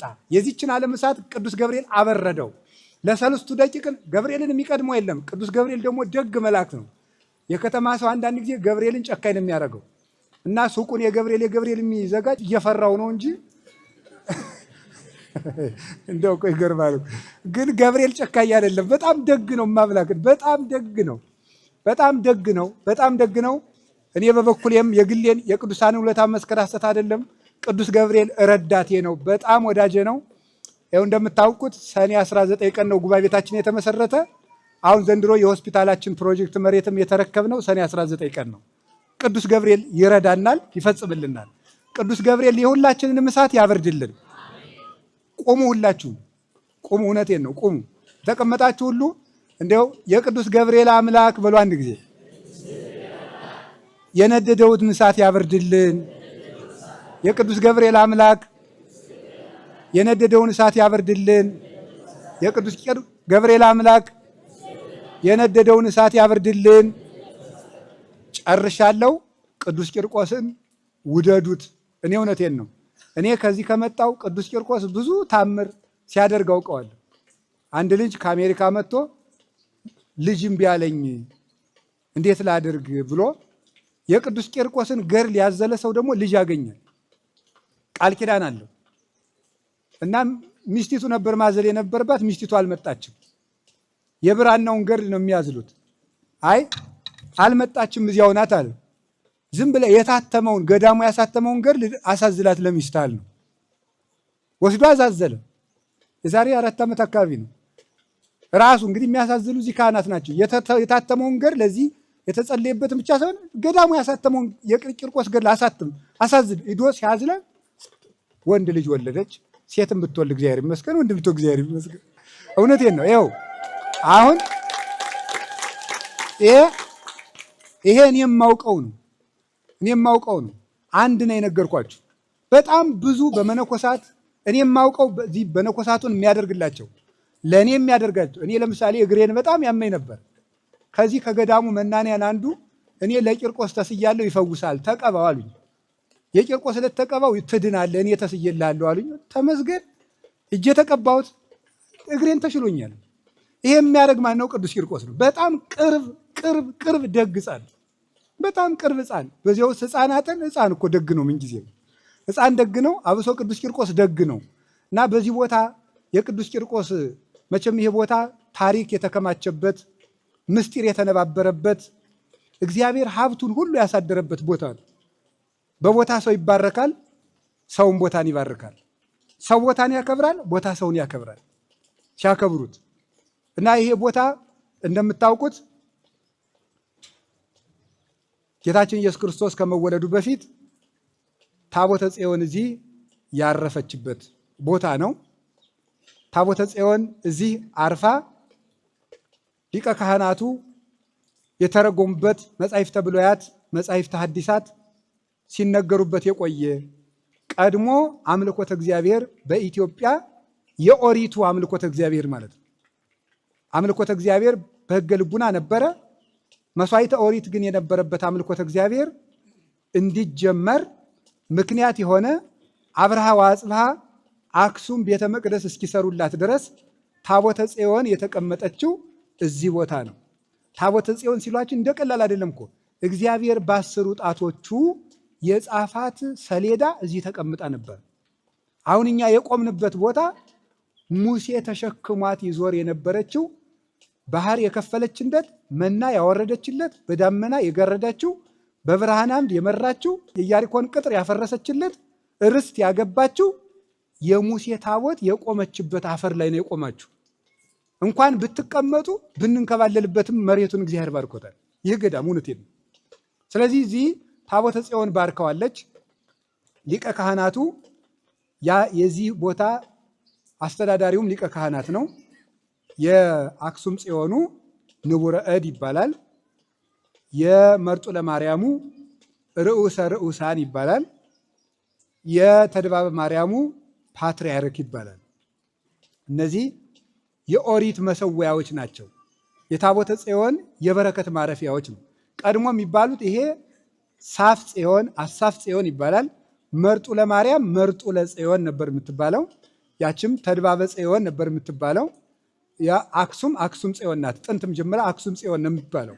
ጽዮን ጽዮን ይባላሉ። እነዚህ ኢትዮጵያን እንደ 4 ማዕዝን ጠብቀው የኖሩ ቦታዎች ናቸው። እነዚህ አራቱ በኢትዮጵያ ንጉሥ በነገሰ ጊዜ ከነዚህ ከአራቱ ቦታዎች ተገኝቶ ካልባረኩት አይሾም ነበር። ቀድሞ እንዲያውም ጳጳስም ሲሾም ከነዚህ ይባረክ ነበረ። ለምሳሌ የመርጡ ለማርያሙ በትረ መንግስት ይሰጣል ለሚሾመው ባርኮ አስተዳዳሪው። የተድባበ ማርያሙ ደግሞ ልብስ ያለብሳል። የጣና ቂርቆሱ ደግሞ ይቀባል። ሊቀ ካህናት የሚባለው ለዚህ ነው። የአክሱም ጽዮኑ ደግሞ ዘውድ ያስቀምጥለታል። ንቡረ እድ የተባለው ይሄ ነው። አንበረ እድ አስቀመጠ ስለሆነ አንበረ አስቀመጠ ነው። ንቡረ እድ ማለት እጁን አስቀምጦ የሚሾም ነው። ዘውድ የሚደፋለት የአክሱም ጽዮኑ ነው። እንደዚህ አድርገው ኢትዮጵያን በአንድነት የጠበቁ ቦታዎች ውስጥ አንዱ ይሄ ነው። ስለዚህ ይሄ ቦታ የታቦተ ጽዮን በረከት ያረፈበት፣ ሌላም ታቦተ ጽዮን ያረፈችባቸው ብዙ ቦታዎች አሉ። በዋናነት እነዚህ ናቸው። ለምሳሌ በግራኝ መሐመድ ጊዜ ዝዋይ ሂዳ አሳልፋ ተመልሳ መጣለች፣ ግራኝ ከሞተ በኋላ። ሌሎችም የኦሪት መሰዊያዎች ያሉባቸው እነ ብርብር ማርያምን የመሰሉ አሉ። እነዚህ ግን አራቱ እንደ አራት ማዕዝን የኢትዮጵያም የቤተክርስቲያን ምሰሶ ሆነው የኖሩ ነው። እዚህ ደግሞ ታቦተ ጽዮን አርፋበታለች። ሁለተኛ ደግሞ እናታችን ድንግል ማርያም ጌታን አዝላ እዚህ አሁን በቆማችሁበት ቦታ ላይ 3 ወር ከ10 ቀን በዚህ እመቤታችን አዝላ አሁን በምትረግጡት ቦታ ላይ ሁሉ የድንግል ማርያም ማህተሟ ያረፈበት ነው። ጌታን አዝላ የምትረግጡት ምድር ድንግል ማርያም የረገጠችው ነው። አምናችሁ ከተንቀሳቀሳችሁበት ብዙ ነገራችሁ ይለወጣል። እውነቴን ነው የምነግራችሁ። አሁን የዚህ ጣና ቂርቆስ በመምህርነት ከመጣው በኋላ አስተማሪ ሳልሆን ትምህርት ቤት ውስጥ ነው ያለሁት። በየቀኑ የእግዚአብሔርን አሰራር ያለው ቦታው በጣም ድንቅ ስለሆነ ማለት በየቀኑ ጥያቄዎቻችን ሲመለሱ፣ የከበደ ሲቀልልን፣ የተቋጠረ ሲፈታብን በየቀኑ አያለው በእውነት። ስለዚህ ድንግል ማርያም ልጇን አዝላ እዚህ 100 ቀን ተቀምጣለች። ኢትዮጵያውያን በአንቺ ፍቅር ይጸናሉ ተብሎ እኛን ለኢትዮጵያውያን ልጅ አድርጎ የሰጠ ጣና ቂርቆስ ነው። ጣና ቂርቆስ ላይ ኢትዮጵያውያን ለድንግል ማርያም ልጅ ሁኗት ተብለን ተሰጥተናል። አንቺም እናት ሆኛቸው ተብሎ ኢየሩሳሌም በመስቀል ላይ ለዓለም ከመስጠቱ በፊት ለኢትዮጵያውያን ገና በ2 ዓመቱ ጣና ቂርቆስ ላይ ድንግል ማርያምን እናት አድርጎ ሰጥቶናል። አሁን የቆማችሁበት ቦታ የእናታችሁ ቦታ ነው፣ የድንግል ማርያም ቦታ። አሁን ያላችሁት ከእናታችሁ ቦታ ነው። ከእናታችሁ ከጽዮን ከታቦተ ጽዮን ከእናታችሁ ከድንግል ማርያም ቦታ ከእናታችሁ ርስት ላይ ነው የቆማችሁት። የእናታችን የድንግል ማርያም ሀገሯ ጣና ቂርቆስ ነው። ኢትዮጵያ የድንግል ማርያም ሀገሯ ግን ንጹሕ ልብ የሆነ ሁሉ መሆኑን ሳንረሳ ነው። ይህንን አንድን የሆነ ደሴት ለማክበር የምንናገረው አይደለም፣ የቦታን ቃል ኪዳን ለማክበር የምንናገረው እንጂ እግዚአብሔር ባለበት ሁሉ የድንግል ማርያም በረከት አለ። ይህን አንረሳም፣ በመላው ኢትዮጵያ ሁሉ። ከዚያ ቀጥሎ እዚህ ስትመጣ እመቤታችን እዚህ ስትደርስ እዚህ የነበረው ሊቀ ካህናት ልጁ ታሞበት ነበርና አንሳ ኃይለከ ወናድነን የሚለውን ሲተረጉም ድንግል ማርያም ልጇን አዝላ ከች አለችለት። ኃይልህን ላክና አድነን የሚለውን የዳዊትን ቃል ሲተረጉም ድንግል ማርያም ከች አለች። ልጁን ጌታ ሕፃኑ ፈወሰለት። ለእናንተም ድንግል ማርያም ትድረስላችሁ። ጣና ቂርቆስ ድንግል ማርያም ለጨነቀው መምህር ልጇን አዝላ የደረሰችበት ቦታ ነው። ለእናንተም ልጇን አዝላ ትድረስላችሁ። ዛሬ ክርስቶስ ይታዘላል ማለት ሳይሆን የእሱን በረከት ይዛ ትድረስላችሁ፣ ለሁላችን ትድረስልን። ስለዚህ እመቤታችን ይህን ቦታ በ24 ሰዓት ውስጥ ሳትቃኘው አታድርም፣ ሳትጎበኘው አትውልም። በዚህ ቦታም መጥቶ 2 ቀንም 3 ቀንም 1 ቀንም ያሳለፈ ሰው የድንግል ማርያምን በረከት ሳያገኝ አይሄድም። ሶስተኛ አቡነ ሰላማ ከሳቴ ብርሃን እዚህ መጥተው አጥምቀዋል። ካባቸው እዚህ አለ፣ መስቀላቸው እዚህ አለ። አሁን በሳቸው መስቀል በሳቸው ካባ ተባርከን እንሄዳለን። ከዚያ ቀጥሎስ ደግሞ ኢትዮጵያዊው ቅዱስ ያሬድ እዚህ መጥቶ ዜማን ከሰማይ ያወረደው ለዜማ እውነተኛነት ራሱ ክርስቶስ በአክሱም ሰማይ ላይ ተገኝቶ የመሰከረለት የጌታችን የመድኃኒታችን የቅዱስ ያሬድ ዜማ እውነት ነው ውሸት ነው እያሉ ሲጠራጠሩበት ከተማ ያሉ ሰዎችና ንጉሱ አፄ ገብረ መስቀል 6 ቀን ሱባኤ እንያዝና 7 ቀን እግዚአብሔር ምልክት ከሰጠን የቅዱስ ያሬድ ዜማ የእግዚአብሔር ነው ብለን እንቀበላለን ብለው ሱባኤ ሲያደርጉ በሰማዩ ላይ የጌታችን ኢየሱስ ክርስቶስ ስዕል ታየ። የዚያን ጊዜ ነው ቅዱስ ያሬድ ሰብክ ወልዶ መድኅነ ያለ ይባላል። ይቺ ተይዞ ጥያቄ የተመለሰባት ተብሎ በአክሱም ወሩ በገባ እስከ 7 ቀን ሱባኤ የሚደረገው በዚህ ምክንያት። አሁን በመላው ከተማ ይደረጋል፣ በኢትዮጵያ ከተሞች ሁሉ ይደረጋል። ባህር ዳርም ይደረጋል፣ ጎንደር ይደረጋል፣ አዲስ አበባ ይደረጋል። አይደለም አይደረግም? ስለማትሄዱ እኮ ነው እንጂ ወሩ በገባ 7 ቀን ቤተክርስቲያኑ ሱባኤ ያለ ይደረጋል። ስላላያችሁት ነው እንጂ ይደረጋል። ሂዱ። እንደውም የቅዱስ ያሬድ ጥያቄ በዚያች የተመለሰባት ስለሆነች ወሩ ከገባ ከ1 ጀምሮ እስከ 7 ቀን ማታ ማታ በሚቀርባችሁ ደብር ሂዱ፣ ሱባኤ ያለ እዚያ ጥያቄ ይመለስላችኋል። ያን የመለሰ ዜማው በክርስቶስ የተመሰከረለት ቅዱስ ያሬድ እዚህ መጥቶ ከአቡነ አረጋዊ ጋር መጥቶ ጣና ቂርቆስን ባርኮ አስተምሮ ድንጋዩን ገበታ አድርጎ ቀለም በጥብጦ ድጓ ጽፎ ሄዶ መስቀሉ እዚህ አለ። መስቀሉ ተሰርቆ ማለት ነው። ገዳሙ ብዙ ውድመት ደርሶበታል። በተለያየ በደርግ ዘመነ መንግስት በጣም ብዙ ንብረት ወድሟል፣ ተሰርቋል፣ ተዘርፏል። ከዚያም በፊት ብዙ ውድመት አግኝቶታል። ይህ ሁሉ ውድመት ሲደርስበት እንግዲህ ማን እንደሰረቀው ባናውቅም መስቀሉ ተሰርቆ ሂዶ ሲዘዋወር ፈረንሳይ ሀገር ሂዶ አንድ ደግ ሰው እንዲያውም አምና የተገኛችሁ ካላችሁ ይሄ አንድ ወንድማችን የተናገረው ነበረ። ፈረንሳዊ አንድ ሰው መስቀሉን መልሶ በ2006 ዓመተ ምህረት ብፁዕ ወቅዱስ አቡነ ማትያስ ርዕሰ ሊቃነ ጳጳሳት ዘኢትዮጵያ ወዕጨጌ ዘመንበረ ተክለ ሃይማኖት ሊቀ ጳጳስ ዘአክሱም በጊዜው የደቡብ ጎንደር ሀገረ ስብከት ሊቀ ጳጳስ የነበሩት አቡነ እንድርያስ በነበሩበት መስቀሉ ተመልሶ እዚህ ገብቷል 2006 ዓመተ ምህረት እና ይገርማቸዋል። ፈረንሳዊ ሰው ነው የመለሰው። ግን አሁን ደግሞ የገዳሙን ሙዚየም የሰራችልን እህታችን ጸዳለ ማርያም ጀግና ሴት ናት። ልባም ሴት፣ የሃይማኖት ጀግና ናት። ሃይማኖት የሌለውን ሰው ወደ ክርስትና መልሳ አጥምቃ፣ አንድ ጀግንነቷ ነው እኮ ይሄ። ምርኮ ለክርስቶስ ማርካለች። አጥምቃ ኦርቶዶክስ አድርጋ በቁርባን አገባች። አንድ ጀግንነት አይደለም ይሄ? አዎ አንድ ጀግንነት ነው። ባሏን አሳምላ ታሪኩ ባልሆነበት ለክርስትና ሀገር የለውም። ክርስትና ሀገሩ ክርስቶስ አይደል? ላልተወለደባት ለዚህ ለጣና ቂርቆስ 32 ሚሊዮን ብር የፈጀ ሙዚየም ሰራ። ይህን የሰራችልን እህታችን ጸዳለ ማርያም፣ እሱ አምደ ማርያም እና ንግግር ሲያደርግ ባለፈው ህዳር 7 ቀን ሙዚየሙን እዚህ ስንመርቅ ምን አለ እና እኛ ፈረንሳዮች ባለውለታችሁ ነን ብሎ፣ ምክንያቱም መጀመሪያ መስቀሉን መልሰናል፣ አሁን ደግሞ ሙዚየም ሰርተናል ብሎ በጣም ጨዋ ታዋቂ ወንድማችን ነው። አምደ ማርያምን፣ ጸዳለ ማርያምን፣ ሶስቱን ልጆቻቸውን ፍቅርተ ክርስቶስን፣ ጽጌ ማርያምን እና ወልደ መድንንም እግዚአብሔር ይባርክላቸው። በጣም ራእይ ያላቸው እንዲያውም የሙዚየሙ መታሰቢያ በህፃኖች ልጆቻችን ስሙ ይሁን አሉ። ለምንድን ነው ብዬ ስጠይቃት እሷ ያለች ምንድን ነው እኛ ስንሞት ልጆቹ ሙዚየሙ ሲያረጅ እንዲያድሱት አለች። ይህ በጣም የሚገርም ነው። እንዲህ አድርጎ ታሪክ ሃይማኖት ለልጆች የሚያስረክብ ሰው ጥሩ ነው።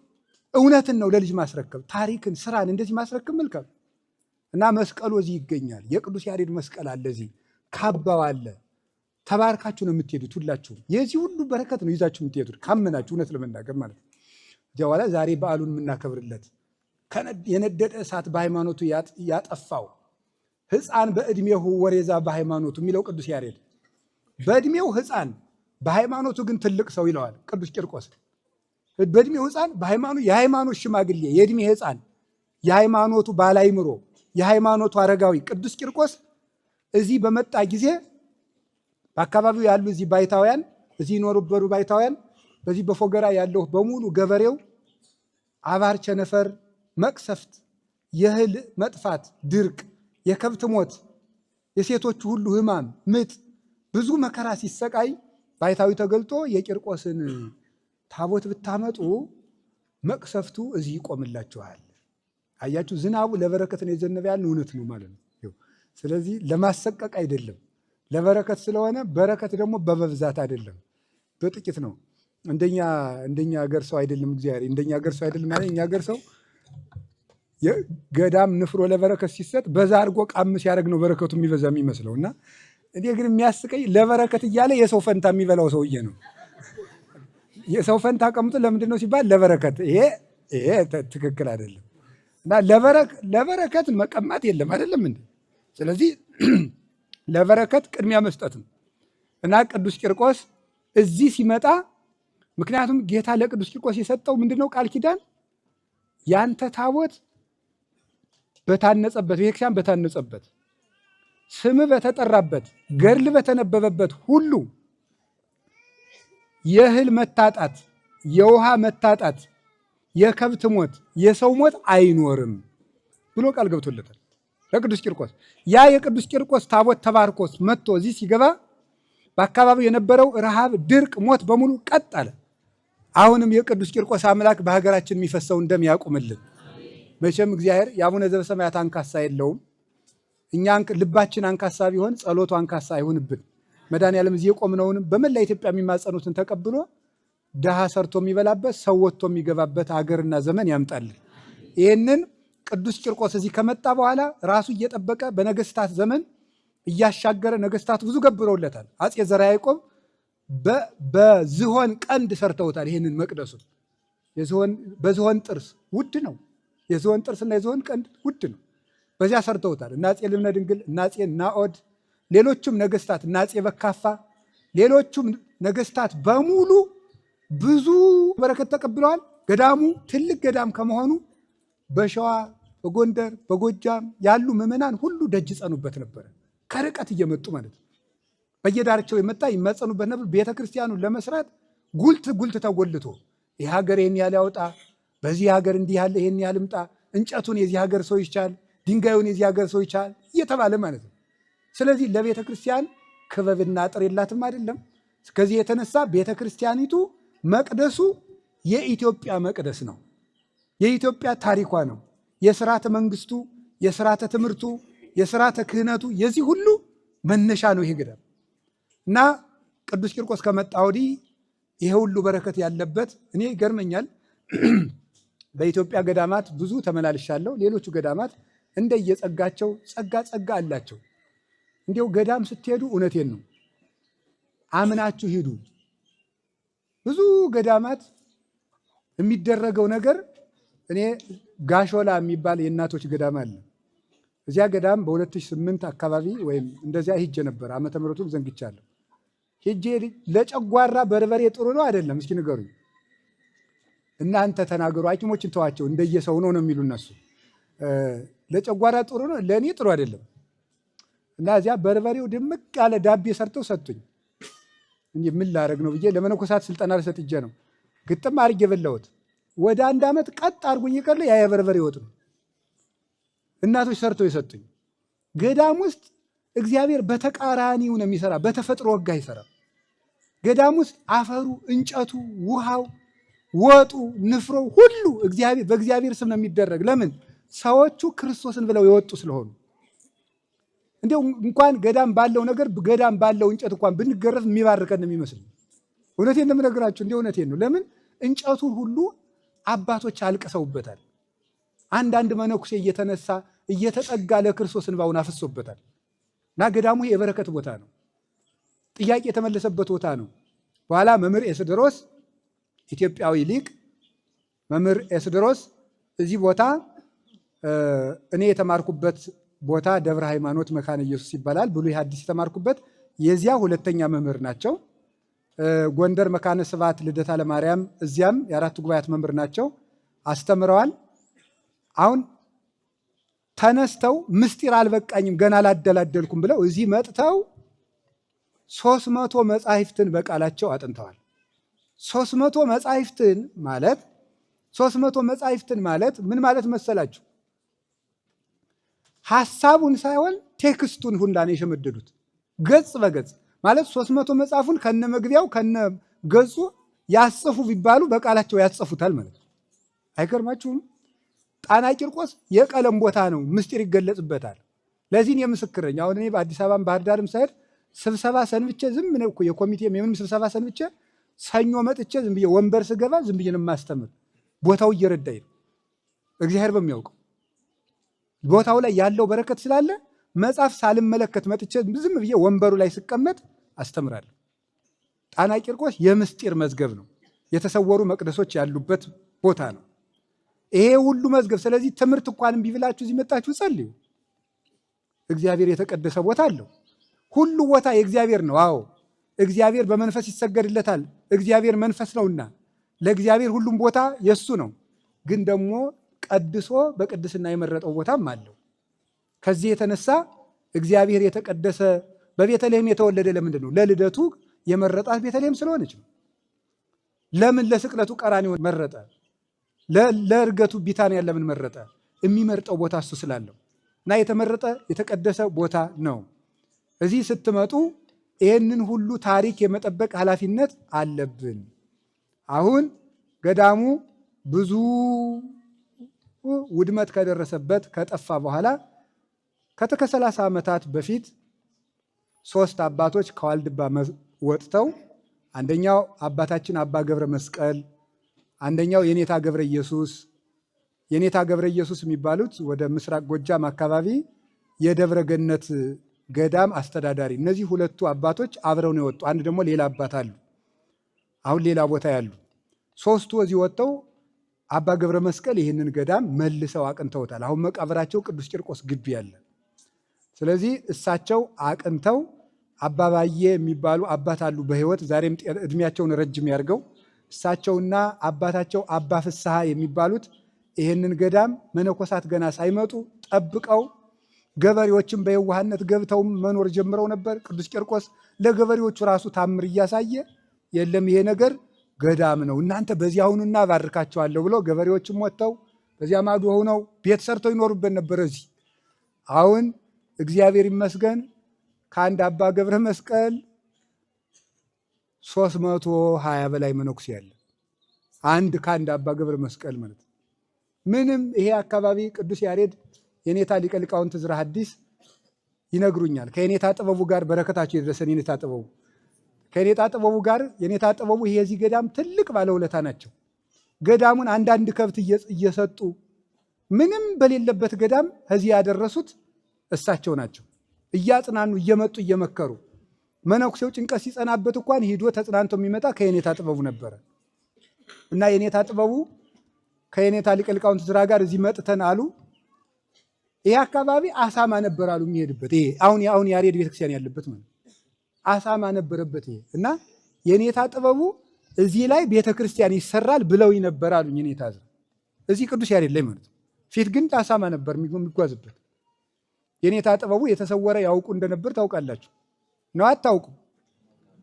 አወቃቸው። አሁን እኔ መካነ ኢየሱስ እየተማርኩ መጥቼ አገኘኋቸው።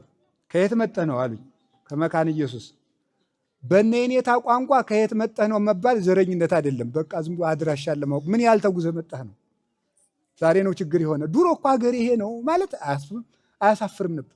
የተወለድኩት እዚህ ቦታ ነው ማለት አያሳፍርም። በቃ ምንድን ነው አድራሻ ነው። በቃ እኔ ቀበሌ 13 ነኝ ይባል የለ እንደሱ ነበር ድሮ። እነ መላከ ብርሃን አድማሱ ጀንበሬ፣ እነ ሊቀ ሊቃውንት መሐሪ ትርፌ፣ እነ ክቡር አስረስ የኔ ሰው አገሬ ጎጃም ነው አገሬ ጎንደር ነው ብለው ሲጽፉ አያፍሩም ነበር።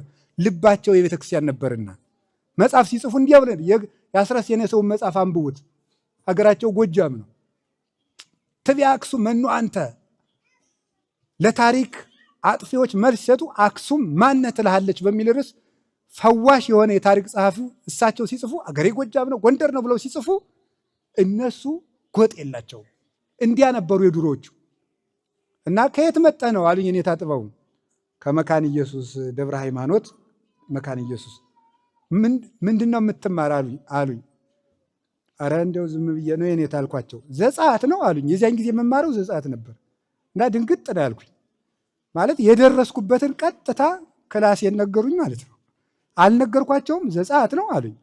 ድንግጥ ብዬ አዎ አልኳቸው። የተሰወረ ያውቁ ነበር የኔታ ጥበቡ። እነሱ ጭምር ስላለቀሱበት ነው ዛሬኛ መሰብሰብ የቻልነው። ምክራቸውንም ሰው የሚመጸውታቸውን ከብት እየሰጡ እየጸለዩ እነሱ የነዚህ አባቶች ሁሉ በረከት አለበት። ስለዚህ ዛሬ 300 መናኝ አለው። የድጓ ትምህርት ቤት አለው። የቅዳሴ ትምህርት ቤት አለው። የመጽሐፍ ምስክር ትምህርት ቤት ደግሞ የዛሬ 4 ዓመት ተተክሎ ይኸው 64 ደቀ መዛሙርት አሉ። የአራቱ ጉባኤያተ መጻሕፍት ምስክር ትምህርት ቤት ይሄንን ታሪኩን ለመመለስ የመምህር ኤስድሮስ ቦታ ያለ መምህር እንዴት ይቀመጣል ብለው አባቶቻችን እናቶቻችን ዳቤ ካለን ሙሉ ዳቤ ከሌለን ቁራሽ ዳቤ ሰጥተን እናስተምራለን፣ ጉባኤ ቤት ይተከል ብለው ይሁን የመጥቼ እንግዲህ እየተፍጨረጨርን ነው። በአጋጣሚ እግዚአብሔር ረድቶኝ ግን ተማሪው ቀለቡ ራሱን እንዲችል እያገዝኳቸው ነው። ያም ሆኖ ግን አሁን መናኙ ገዳሙ በኢትዮጵያ ብዙ ገዳም ዙር ያለው ብያቸዋለሁ። እጃለሁ ማውቃቸውን አውቃለሁ። እንገዳ ግን እንደዚህ ገዳም የሚቀበል ገዳም ግን አላየው። እንደዚህ ገዳም ምንም በቃ ከየትም መጥቶ እንዲያውም አሁን አምናብ ነው የዛሬው 3 ዓመት ነው ተሰብስበን በማህበር የወሰን ነው። አይ እንግዲህ 15 ቀን ይበቃዋል ያልን። ምክንያቱም ከዚያ በላይ ሲቀመጥ ፖለቲካ ሁሉ እያወራ አስቸገረ እና ኦሆ ስለዚህ እንደዚያ ከሆነ የለም 15 ቀን ይበቃዋል። ለወደፊቱም እዚህ ስትመጡ ፖለቲካ አታውሩን፣ በቃ እኛ አንፈልግም። እሺ አታውጉን። ፖለቲካ ትተን የመጣነውን ሰዎች እንዴት ፖለቲካ ታወሩና አታምጡብን። እዚህ መጥታችሁ ዝም ብላችሁ ተማጽናችሁ ሂዱ። እዚህ ሲጀመር ከቻላችሁ እንዲሁ በዚያም እግዚአብሔር ይስጥልኝ ወደፊት በእኛ ሚዲያ እንደው ትምህርት እሰጣለሁ ብያለሁ። አንድ እዚሁ ገዳሙ ላይ ከመነኮሳት ጋር ሆነን ማለት ኦርቶዶክሳዊ ገዳም የመሳለም ስርዓት የሚል አንድ ትምህርት እሰጣለሁ ብያለሁ። ገዳም ስትመጡ መነኩሴን በግል አታናግሩ። እሺ በቃ አታናግሩ። ገዳሙ በሚያስተናግዳችሁ ሜዳ ተስተናግዳችሁ ሂዱ። መነኩሴ ዓለምን ጥሎ መጥቶ ዓለም ደግሞ እዚህ መጣችበት። ዓለም ደግሞ ገዳም ተከትለው እየመጣች ስለሆነ ለመነኩሴው አስቡለት፣ ወሬ አታስለምዱት። እንግዲህ ገዳም ስትመጡም ሽቱ አትቀቡ። 50 ሜትር የሚሸት ሽቱ እየተቀባችሁ የምትመጡ ምን ልታረጉ ነው? እዚህ ነውር አይደለም? ነውር። እዚህ ሽቱ ተቀብታችሁ አትምጡ። ብልጭ አትርጉ።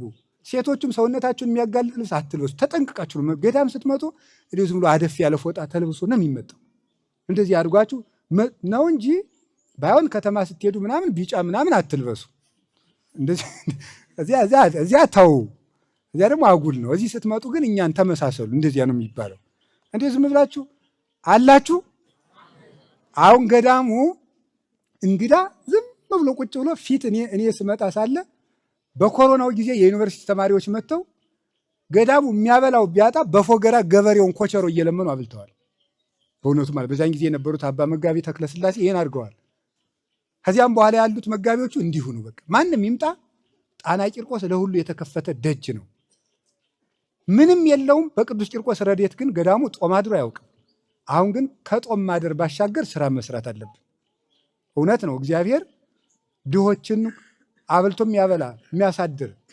በከተማ መቼስ ንግዱ ይሰረቅበታልም፣ እውነትም ይነገርለታል፣ ይዋሻበት፣ ብዙ ነገር አለበት። ንግዱ ራሱ ብዙ ጥሎ ማለፍ አለው። ጨረታን ለማሸነፍ ብዙ ጥሎ ማለፎች ይኖሩታል ተብሎ ይገመታል። እና እንደዚያ ብሎ እንኳን የሚለውን ሰው አብልቶ ያሳድራል። እንኳን እሱን ብለው የወጡትን መነኮሳት ግን ለምንድን ነው? ታሪክን በታሪክ መጠበቅ ይገባል። ታሪክ ሰርቶ ማለፍና እንደ ተራ ሰው ኑሮ ማለፍ የተለያዩ ናቸው። ታሪክን መጠበቅና ታሪክ አበላሽቶ መሞት የተለያዩ ናቸው። ጉሮሯቸው እንደተከፈተ መቃብር ነው የሚለውን የዳዊትን መዝሙር ዮሐንስ አፈወርቅ ሲተረጉም መቃብር 4 ችግር አለበት ይላል። አንደኛ መልካም ነገር ሰተነው አበላሽቶ ይመልሳል ይላል። ለምሳሌ ሰውየውን እኛ ስንቀብረው እኮ ጥሩ ነበር፣ ሽቱ ቀብተን አልብሰን የቀበር ነው። በሶስተኛው ቀን ግን መቃብር አበላሽቶ ነው የሚሰጠን። መልካም ነገር ተረክቦ የሚያበላሽ ትውልድ መቃብር ይባላል ይላል። መልካም ነገር አስረክበውናል። ይኸው መምህር ድሮስ መጻሕፍት ትርጓሜውን፣ ቅዱስ ያሬድ ዜማውንና ድጓውን፣ እነ ቅዱስ ወለተ ጴጥሮስ እነ ቅዱስ ክርስቶስ ሰምራ ምናኔውን፣ ታሪኩን፣ መጻሕፍቱን፣ ስውር መቅደሱን ጠብቀው አባቶቻችን ደም ከፍለው ተርበው ተጠምተው አስረክበውናል። ከኛ ሲደርስ ከተበላሸ መልካም ነገር ከትውልድ ወደ ትውልድ ሲወርድ መጥቶ ከዚያ ትውልድ ሲደርስ ከተበላሸ ያ ትውልድ መቃብር ይባላል። ስለዚህ መቃብር እንዳንሆን እንዳይጠፋ ይሄ ታሪክ አሁን ዛሬ እግዚአብሔር የተመሰገነ ይሁን። አሁን የቆምነው ክርስቶስ ከመወለዱ በፊት 982 ዓመት ከተወለደ በኋላ 2018 ዓመት የቆማችሁበት ገዳም 3000 ዓመት ዘንድሮ ሞልቶታል። 3000 ዓመት። አሁን 3000 ዓመት ላይ እኮ የተገኘን እኛ ነን። ይኸውላችሁ ይሄ እኮ የእግዚአብሔር ቸርነት ነው። ከከርሞ በኋላ 3000 ዓመት ላይ የለም 3000 አንድኛ ነው እንግዲህ ሌላ የለም። የከርሞ ትውልድ አሁን ከዚህ በኋላ ከርሞ የሚወለደው ትውልድ የ4000ኛው ዓመት ትውልድ ነው። 3000ኛው ዓመት ትውልድ ላይ ግን እግዚአብሔር ረድቶን የተገኘን እኛ ነን። ስለዚህ እዚህ ላይ ስለተገኘን እዚህ ቦታ ላይ ስለቆምን ዘመንም ስላገናኘን ዘመንና ጊዜንም ስለገጠመልን የ3000 ዓመቱ ሕያው ገዳም ጣና ቂርቆስና የነገ ልዕልናው በሚል ርዕስ 3000ኛ ዓመቱን መስከረም 10 ቀን ለማክበር በደንብ እየሮጥን ነው። አንደኛ የትናንት አባቶቻችን ስራ ቆጥረን ሰፍረን ለመረከብ እግዚአብሔር 3000 ዓመት የጠበቀንን ያከበረንን እግዚአብሔር ለማክበር ለማመስገን ጥንታዊትና የ3000 ዓመት መነሻ ያላትን ቤተክርስቲያናችን መግለጥ ሀገር የገነባች ስርዓተ ትምህርት የሰጠች ስርዓተ መንግስት ያስረከበች በኪነ ህንፃና በስነ ጽሁፍ የሀገር ባለውለታ የሆነች ቤተክርስቲያናችንን ለሀገር ግንባታ የሰጠችውን አበርክቶ ግልጽ አድርገን ለማሳየት ነገ ደግሞ ገዳሙ በሶስት ነገር በሀብት፣ በእውቀት፣ በመንፈሳዊነት የሚመራ ታሪኩ የሚጠበቅበት ይሄ ዳር ለዳር በጣና ዳር ለዳር ተከትሎ ዋሻዎች የመመሸጫ ዋሻዎች ተሰርተውበት ስርዓቱን ጠብቆ ንጽህናው ተጠብቆ ጥናት የሚያደርጉ ሰዎች መጥተው የሪሰርች ማዕከል ሁሉ ተሰርቶበት ትልቅ ዓለም አቀፍ ለምሳሌ ከቤተ ክርስቲያን ማዕከላት መካከል በሙዚየም ትልቅ ከሆኑት ለምሳሌ የካቶሊኪቱ ቫቲካን በጣም አንደኛ ናት። ለምን አንደኛ እንደሆነች ታውቃላችሁ? በጣም ግዙፍ ላይብረሪ ስላላት። ኢትዮጵያ ውስጥ ትልቁ የቤተ ክርስቲያን ላይብረሪ እዚህ ቢሆን ደስ ይለኛል። እግዚአብሔር ቢያደርስ ጣና ቂርቆስ ውስጥ እዚህ የታሪክ ምርምር እንዲደረግበት ያ ላይብረሪ የሚደረግበት የመመሰጫ ማሳዎች ተሰርቶበት ሰው ከአምላኩ ጋር የሚገናኝበት ስርዓተ መነኮሳቱ የሰው እጅ ከማየት ወጥተው ድሃ የሚረዱበት የህፃናት ማሳደጊያ፣ የአረጋውያን መጦሪያ ትምህርት ቤቶች፣ የመነኮሳት ኮሌጆች ትልልቅ ነገሮች ተሰርተው ለቤተ ክርስቲያን መኩሪያና ምዕመናንን የሚያሻግር ገዳም እንዲሆን ትናንትን መጠበቅ፣ ዛሬን መስራት፣ ነገን መቀጠል ይጠበቅብናል። ስለዚህ የእግዚአብሔር ቤተሰቦች አሁን ኮሚቴ አለ ባህር ዳር የተቋቋመ በገዳሙ ለዚህ በዓል ብቻም ተብሎ የተቋቋመ አለ። በጥምር የገዳሙ ደግሞ ለልማት ተብሎ የተቋቋመ ኮሚቴም አለ። አንድ ላይ ሆነው እየሰሩ ነው።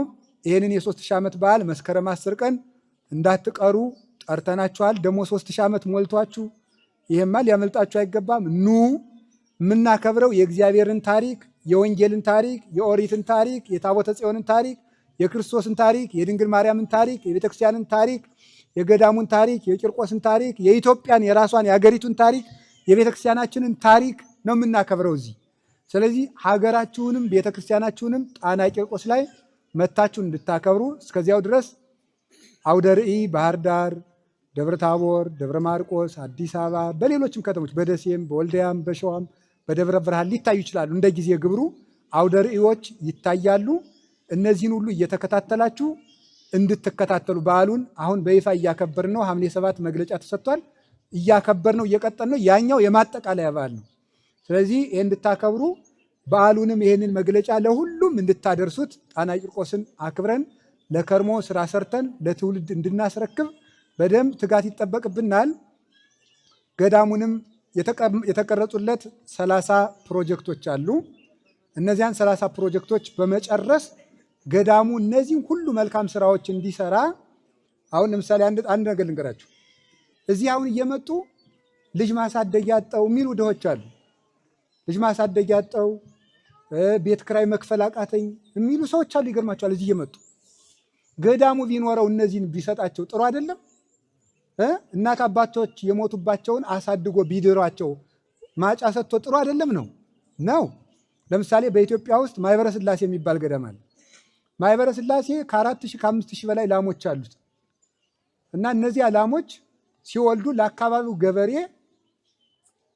የሚያርስበት ከሌለው አንድ ወይፈን ይሰጠዋል። አቅንተህ እረስበት ተብሎ አርሶ አዝመራውን ደፍኖ መልሶ ለገዳሙ ይሰጣል። ለከርሞ ከሌለው ደግሞ ይሰጠዋል። ሴት ስትወልድ ደግሞ ገዳሙ አንዲት ላም ይሰጣታል። ይችን እየጠጣሽ የአራስ ጊዜሽን ጨርሽ ተብላ ይሰጣታል። ገዳሙ ይህን ያደርጋል ለተቸገሩት። ይሄ ገዳም ቢኖረው ተወልደው እኮ በአሳዳጊ ማጣት ምክንያት የሚጣሉ አሉ። በምን ላሳድገው ብለው እኮ ወልደው የሚጥሉ ሴቶች አሉ።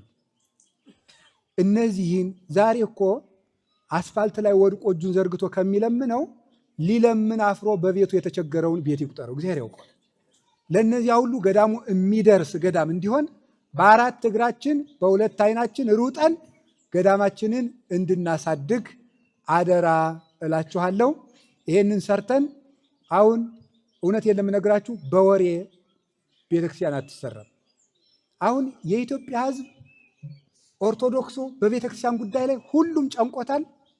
ሁሉም ደግሞ መፍትሄ ያለው። ችግሩ ግን ሁሉም ሰው መፍትሄውን በሚዲያ ነው የሚናገረው። ደግሞ ያ ምንም አይመጣም። እንደሱ እንደሚመጣው ተሰብስበን መስራት። እስኪ በሉ ንገሩኝ እንጂ ተሰብስበን ምን ማለት መስራት። ጣና ቂርቆስ እናሰራን በላንተ ጣና ቂርቆስ እንግዲህ አልማ፣ እንግዲህ ለተቸገሩት ደግሞ ስጥ፣ ለተራቡት እርዳ፣ የወደቁ ሕፃናትን አሳድግ። ባሏ የሞተባትን አሁን የግብፅ ቤተክርስቲያን አንዲት ሴት ባሏ ሲሞት ትመዘግባለች። ተመዘግብና መተዳደሪያ ጥሎልሽ ሙቷል? የለም። አዎ ትመዘግብና ቤተክርስቲያኒቱ ራሷን የምትችልበትን ሀብት ለዚያ ሴት ትሰጣለች። ይሄ ገዳም ቢኖረው ይሄን ይሰራል። ይሄን እንኳን ኑሮት ሳይኖረው እያደረገው ነው። ይሄን ነገር እንኳን ኑሮት ማለት ነው። ስለዚህ ይሄንን እንዲሰራ ገዳሙ የለውም። እውነት ለመናገር እምቦጭ ጣና ቂርቆስ ደግሞ ያለ ወትሮው ውሃው ጨምሯል። ተመስገን እንኳን ጨመረ። ግን የገዳሙን ብዙ መሬት አስጥሟል። ስለዚህ ካለችው ትንሽ መሬትም ተሸፍኗል። እምቦጭ አለ። መተዳደሪያ የለም። ደሴት ውስጥ ነው ያለው። ከተማ ራስ አገዝ ህንፃ የለውም። የከብት እርባታ የለውም። ምንም የለውም ገዳሙ እውነት ለመናገር ማለት ነው።